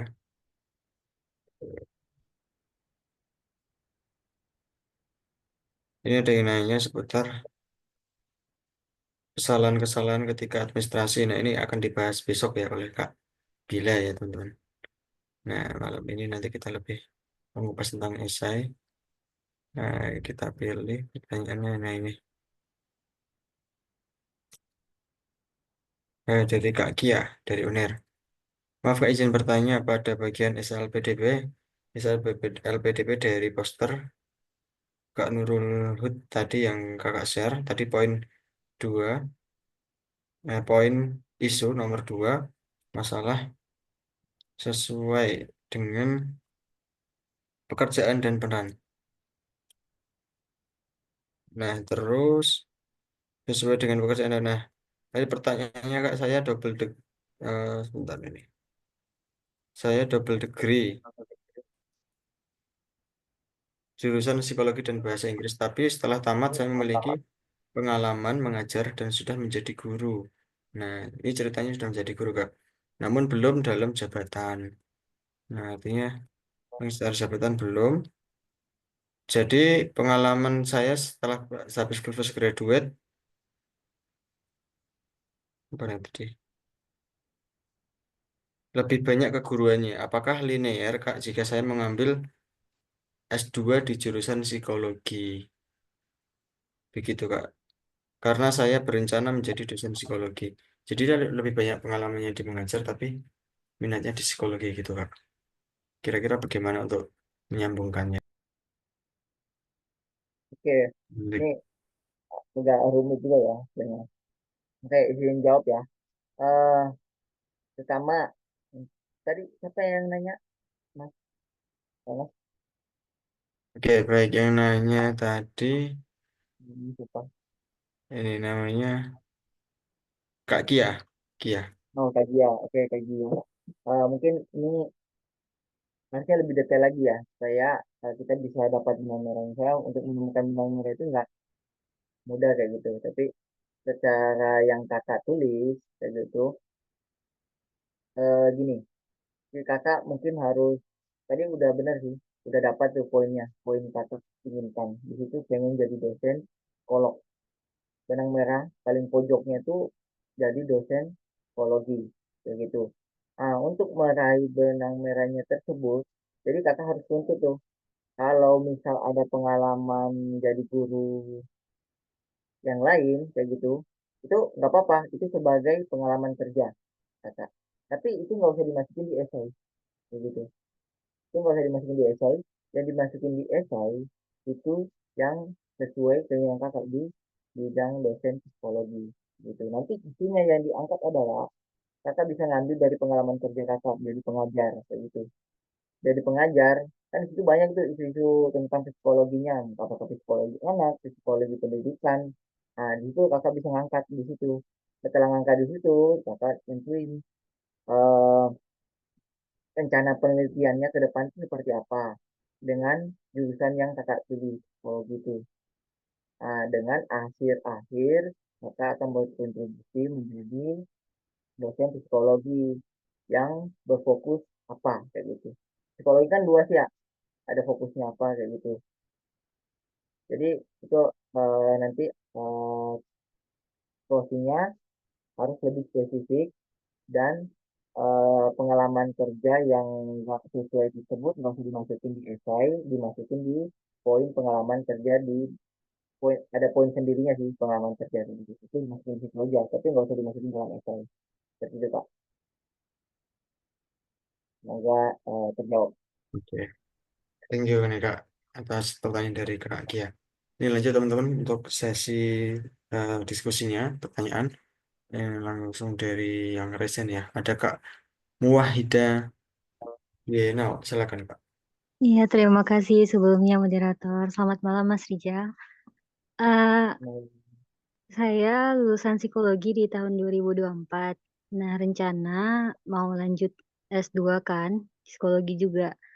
Jadi mengenai tentang esainya Kak, sekarang kan undang-undang psikologi itu dipisah tuh antara mapro dan profesi. Jadi kuliahnya adalah dua hal yang berbeda. Nah, sebenarnya aku pengen kuliah kedua-duanya tuh. Cuman memang pengen lanjut S2-nya dulu sebelum profesi. Kira-kira mohon bantuannya Kak, ini di esai apa bisa nih saya tujuan keinginannya tuh jadi psikolog selain jadi dosen atau hanya inti dosen saja Kak? Karena kan memang beda tuh. Nah, di situ masih ragu dan bingung gitu. Takutnya kalau misalnya nanti tulisnya psikolog jadi nggak nyambung ke dosennya gitu. Terima kasih. Oke, ini unik nih. Ya, benar sih. Psikolog sekarang itu beda bidang ya. Apakah kita mau ngambil spesifiknya psikologi umum atau mau jadi dosen di bidang pendidikan kayak gitu. Dan untuk S2 psikologi itu eh apa sih namanya? Program kita ngambil program psikologi untuk menjadi psikolog atau lanjut S2 kayak gitu. Untuk Kak mau apa sih? Mau hadiah mau mau Jinan wahai aja tapi Kak. sebenarnya kajian ya kajian aja. Nah, kajian eh ini apa ya? Kalau tujuan akhirnya mau psikolog, jangan lanjut S2. Itu malah gini nanti malah pertanyaan pewawancaranya. Ngapain kamu ngambil S2? Gitu. Sedangkan kamu mau jadi psikolog. Ya enggak? Kecuali Kak Jihan ini menemukan titik di mana S2 itu penting untuk menjadi seorang psikolog kayak gitu. Kan kalau S2 kan sekarang kalau mau lanjut S2 biasanya menjadi dosen kayak gitu. Jadi Kak Jihan tersebut harus menemukan titiknya. Ini gimana nih titiknya? Kenapa sih penting harus psikolog itu lanjut S2? Soalnya secara sekarang dengan peraturan sekarang kalau mau jadi psikolog itu nggak harus S2, benar nggak? Nggak harus S2. Jadi Kak Jihan harus menemukan solusi tersebut atau menemukan jawaban tersebut. Kenapa sih aku sebagai psikolog ini mau menjadi psikolog ini wajib S2 kayak gitu. Nanti malah pewawancaranya atau dari pihak LPDP yang merasa Kak Jihan ini mau lanjut S2 tapi cuma mau lanjut S2 doang, tapi untuk implementasinya di lapangan nanti ilmu S2-nya nggak atau gelar S2-nya nggak terlalu penting kayak gitu. Itu harus dapat jawabannya Kak. Gimana Kak Jihan? Baik, terima kasih banyak Kak Rizal. Itu Bu, aku Ya, tanya satu deh. Tadi mau jadi psikolog ya Kak? sebenarnya dua-dua sih Kak, karena kan dulu kan masih digabung ya, jadi langsung sekalian. Jadi Ya. saya pengen gitu. lihat dosen-dosen saya juga saya pengen ngajar gitu, jadi dosen. Cuman sekarang ada teman saya yang udah lanjut profesi, mereka bilang memang nanti kalau misalnya untuk sekolah profesi nggak bisa ngajar kalau hanya spesi psikolog. Jadi tetap harus spesi yang spesi psikolog gitu. Walaupun memang mereka udah duluan psikolog, jadi tetap nggak bisa ngajar di profesi gitu, Mas. Benar. Ya sih aku kemarin baru ini sama temen juga gitu psikolog. Ah, tapi mungkin ini sih karena kakak Jihan tadi inginnya dua-dua ya dengan ngajar dengan jadi psikolog juga. Mungkin kalau di LPDP-nya, kalau kakak Jihan memang pengen daftar LPDP, yang dimasukin adalah kakak Jihan pengen menjadi dosen. Nggak usah disebutin kakak Jihan pengen menjadi psikolog kayak gitu. Karena itu nanti nggak nyambung malahnya.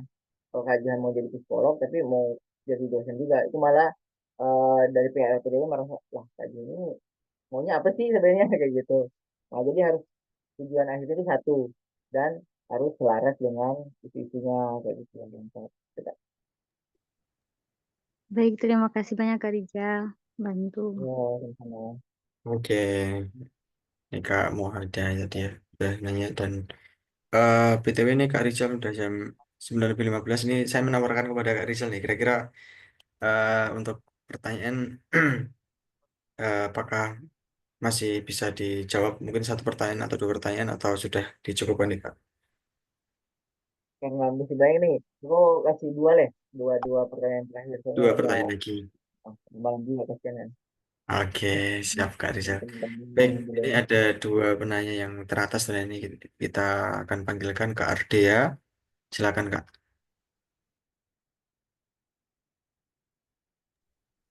Halo Kak Oke, terima Ardea, kasih silakan. atas kesampaiannya. Mohon maaf belum bisa on cam karena jaringannya buruk. Oh iya, saya Kak.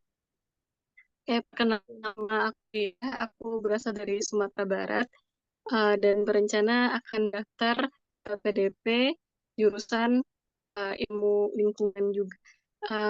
Pertanyaan aku yang pertama, karena aku sebelumnya belum pernah menulis esai, jadi aku bingung ketika menulis tentang perkenalan diri. Sejauh itu dalam esai berapa persen di buku kata itu yang kita gunakan perkenalan diri? Karena rasa-rasanya ketika aku menulis itu seolah kayak bikin cerpen takutnya seperti itu. Jadi gimana tipsnya kayak kalau kita nulis perkenalan diri itu sebanyak apa dan sejauh apa? Itu yang pertama. Dan yang kedua, aku berencana untuk mengambil jurusan ilmu lingkungan. Kalau kita ambil masalah dari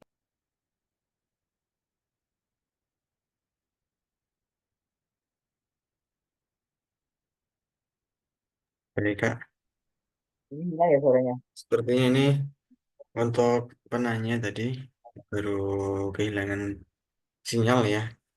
Dan Iya, iya. kita tunggu sebentar sambil menunggu mungkin pertanyaan dari eh, apa namanya penanya selanjutnya ini ada Kak Amsal yang udah ready nih Kak. Silakan Kak.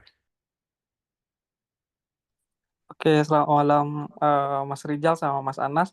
Terima kasih buat kesempatannya. Saya Amsal, saya dokter umum di saat ini di Jawa Barat di Karawang.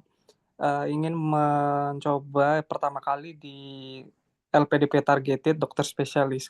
Nah, memang asal saya itu dari Nias dan saya berencana balik ke sana. Yang terjadi pertanyaan saya ini eh, dalam 5 tahun ini saya belum bekerja di sana, tapi memang saya domisili di sana dan rencana untuk mengabdi di sana. Dan saya lihat memang dari surat kementerian itu merupakan daerah terpencil, Kak. Dan pertanyaan saya apakah boleh seperti itu walaupun saya tidak ada eh, riwayat bekerja di sana. Terus yang kedua, memang saya ada menghubungi salah satu teman saya di dinas kesehatan di sana. Memang isu kesehatan di sana itu lumayan banyak dan memang prodi yang saya ambil itu adalah dokter spesialis jantung. Dan dari LPDP juga memang prioritas jantung itu nomor 1. Apakah boleh saya contohnya memberi kontribusi itu seperti kayak penyuluhan kesehatan ke daerah-daerah terpencil, atau mungkin ikut kolaborasi dengan dinas kesehatan terkait, walaupun mungkin, tidak ada, apa ya, gebrakan baru gitu, Kak. Saat ini sih saya belum kepikiran untuk membuat gebrakan baru, tapi sepertinya yang diperlukan memang di sana adalah, penyuluhan ke, apa namanya, ke daerah-daerah tersebut karena memang kebetulan juga dokter spesialis di kabupaten itu untuk jantung sendiri tuh tidak ada, Kak. Terima kasih, Kak. Ya, mohon maaf tadi aku ini ya putus yang bagian awal, mungkin bisa diberikan dulu yang awal itu. Oh, untuk, yang awal tadi, ini kan saya mau ngambil ke daerah terpencil itu, Kak, dari domisili saya, tapi saya belum ada riwayat bekerja di sana. Karena sekarang ini saya Kan bekerja di Jawa Barat, Kak. sekarang Jawa Barat. Heeh, dan rencana tuh mau ambil LPDP itu ke baliknya nanti ke Sumatera Utara. Jawa Barat. Mungkin alasannya kenapa di Sumatera Utara, Pak? Kenapa, Kak? Alasannya mau di Sumatera Utara apakah keluarga atau lahir di sana? Ada nggak? Memang domisili di sana, Kak. Udah lahir di sana, besar di sana, cuma bekerja aja baru 5 tahun di Jawa Barat, Kak. Oke. Ini malah bagus sih sebenarnya dari Kak Misal, dari pengalaman, dari yang aku dapat berapa menit ini. Ini cocok semuanya sama dengan LPDP kayak gitu. Ini sesuai dengan LPDP inginkan sebenarnya kayak gitu. LPDP itu pengen orang yang diterima adalah orang yang bisa berkontribusi di daerah dia berasal kayak gitu, di mana dia lahir atau di mana dia tinggal kayak gitu. Nah, Kak, misalkan ini mau lanjut nanti baliknya ke sana kayak gitu. Nanti malah bagus di isinya, malah lebih cocok kayak gitu. Itu ditulis kayak gitu dengan urgensinya, dengan dibutuhkannya Kak Amsal di daerah tersebut kayak gitu. Itu malah cocok untuk program. Program itu sebenarnya LPDP itu nggak muluk-muluk ya sebenarnya. Itu nggak mau yang program yang wow, yang baru, yang nggak baru pertama dibuat, itu nggak perlu sebenarnya. Yang penting program itu nyata, bisa, realistis, itu malah bagus kayak gitu dan masuk akal kayak gitu. Nah, LPDP-nya senang yang seperti itu. Apalagi Kak Ansal nanti berkontribusi di daerah yang masih lumayan tertinggal, dan itu dan Kak Ansal melalui malah menjadi salah satu dokter spesialis jantung pertama di daerah tersebut. Itu malah bagus untuk esainya, itu bisa dimasukin di esai. Itu keren. Baik, Kak. Mungkin nanti di apa ya, masukannya mungkin di bagian kata-kata di esainya aja yang diperbaiki kayak gitu, di lebih jelaskan kayak gitu. Kan kadang walaupun keinginan kita ini bagus nih, tapi di dalam esai tersebut nggak tersampaikan, sayang kayak gitu. Itu mungkin yang harus di eh, baguskan lagi, Pak. Nah, Baik, Kak. Terima kasih. sama Kak Amsal. Oke, thank you Kak Amsal yang merupakan Pak Dokternya ya, Kak Amsal. Oke, teman-teman semuanya ini karena waktu yang terbatas ya teman-teman, masih ada 167 teman-teman yang masih hadir di ruangan Zoom meeting ini ya. Eh, Sebelumnya kami mengucapkan terima kasih sekali teman-teman, terima kasih kepada teman-teman atas antusiasmenya, dan bahkan ini ada beberapa yang masih raise hand, ada Kak Tri, ada Kak Ricky Wahyudi, dan juga Kak Ardia yang masih raise hand, dan barangkali pertanyaannya dapat disimpan nih Kak untuk ditanyakan di esok hari, di malam hari esok ya, artinya di hari Jumat. Kita akan ada webinar yang kedua. Jadi untuk teman-teman semuanya yang belum berkesempatan nanya, nanti kita akan fasilitasi di sesi yang selanjutnya. Ya, kayak gitu.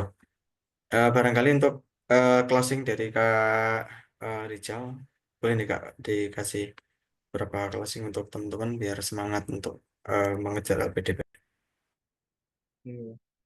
Siap. Terima kasih Mas Anas. Oke, mungkin closing dari aku ini untuk teman-teman karena kita lagi selesai. Mungkin teman-teman merasa esai ini adalah kepentingan di persiapan berkas, itu salah teman-teman.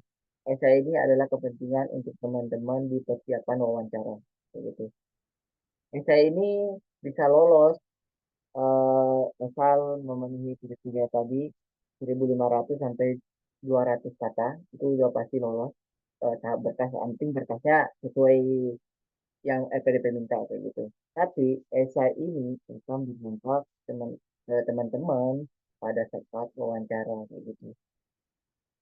Nah, kayak gitu sih. Jadi di esainya dipersiapkan dengan baik. Jangan asal-asal tulis aja, yang penting upload esai itu jangan. Harus diteliti, harus di riset, karena di situ kan ada di situ di dalam esainya harus benar-benar di riset.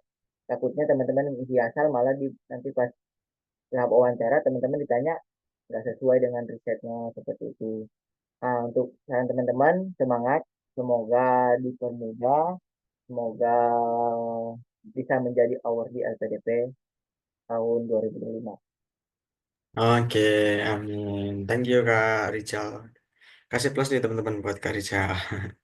Dan tentu buat teman-teman semuanya yang telah antusias untuk mengikuti agenda webinar pada kesempatan malam ini. Oke teman-teman semuanya, sebelum berakhir di webinar kali ini, kita akan memiliki informasi ya yang ingin saya sampaikan. Ya, karena banyaknya permintaan dari teman-teman sekalian berkaitan dengan program Workfeeding dan lain sebagainya.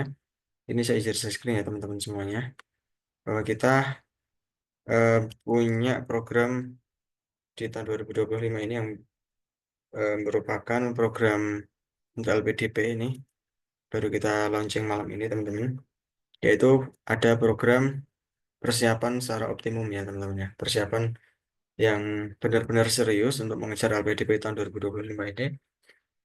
Kita ada beberapa program yang ingin kita tawarkan untuk membantu teman-teman semuanya dalam persiapan yang lebih serius untuk LPDP kayak gitu. Yang pertama, kita ada sediakan ebook premium yang mana fasilitas ebook ada di sini teman-teman. Ada checklist administrasi secara lengkap, lalu soal tes skolastik dan pembahasan sekitar lebih dari 500 soal kita sediakan. Lalu ada soal substantif wawancara secara tertulis gitu ya. Artinya untuk yang ebook ini membentuknya tulisan semua gitu ya, dan juga free TOEFL prediction 3 paket plus pembahasan dan juga nilai. Artinya kalau teman-teman perlu persiapan TOEFL, kita sediakan dengan harga malam hari ini ya 35.000 teman-teman. Jadi khusus malam ini kita sediakan harga yang apa namanya yang terjangkau gitu. Lalu ada proofreading essay. Essay ini nanti akan di profit atau akan direview oleh para awardee LPDP ya gitu, termasuk Kak Rizal, terus apa namanya alumni-alumni awardee yang lainnya juga ya gitu.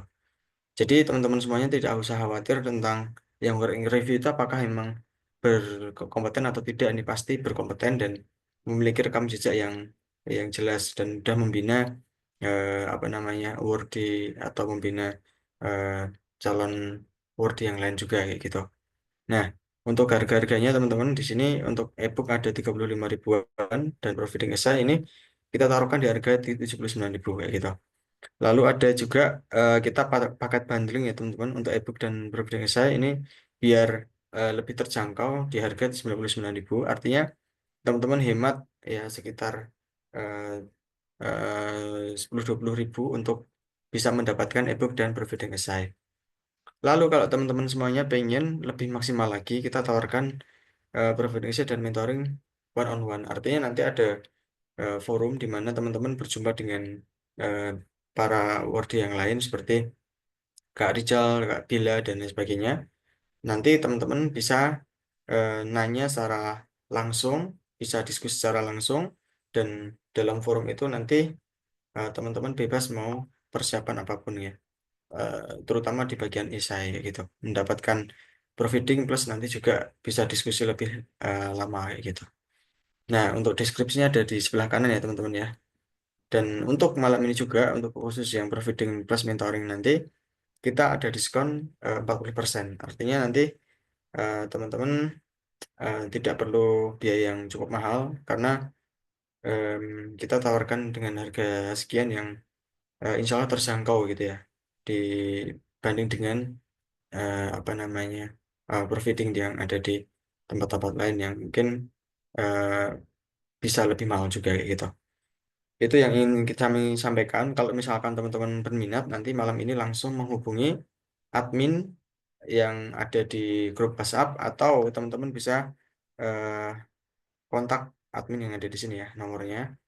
Kalau misalkan teman-teman bingung yang mana adminnya, bisa di grup WhatsApp langsung lihat itu yang jadi admin, atau kontak ke saya, ke Anas gitu ya. Nanti teman-teman akan mendapatkan eh, eh, apa namanya Google Form untuk diisi dan mendapatkan fasilitas yang akan teman-teman inginkan kayak gitu. Ini yang ingin kami sampaikan. Jika nanti teman-teman berminat, bisa langsung mendaftar dan mendapatkan fasilitas dari kami. Baik teman-teman semuanya, untuk malam ini biar kita lebih apa namanya semangat lagi ya untuk LPDP, kita dokumentasi terlebih dahulu ya teman-teman. Silakan bisa on cam dulu bagi yang bisa on cam ya. Kita akan dokumentasikan dulu.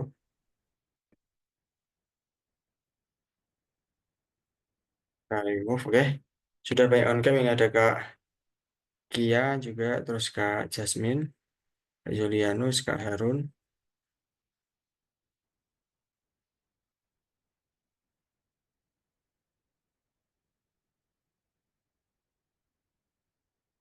Oke, baik. Kita hitung mundur ya teman-teman ya. Oke, kita hitung mundur dari 5, 4, 3, 2, 1. Oke, mohon untuk teman-teman dari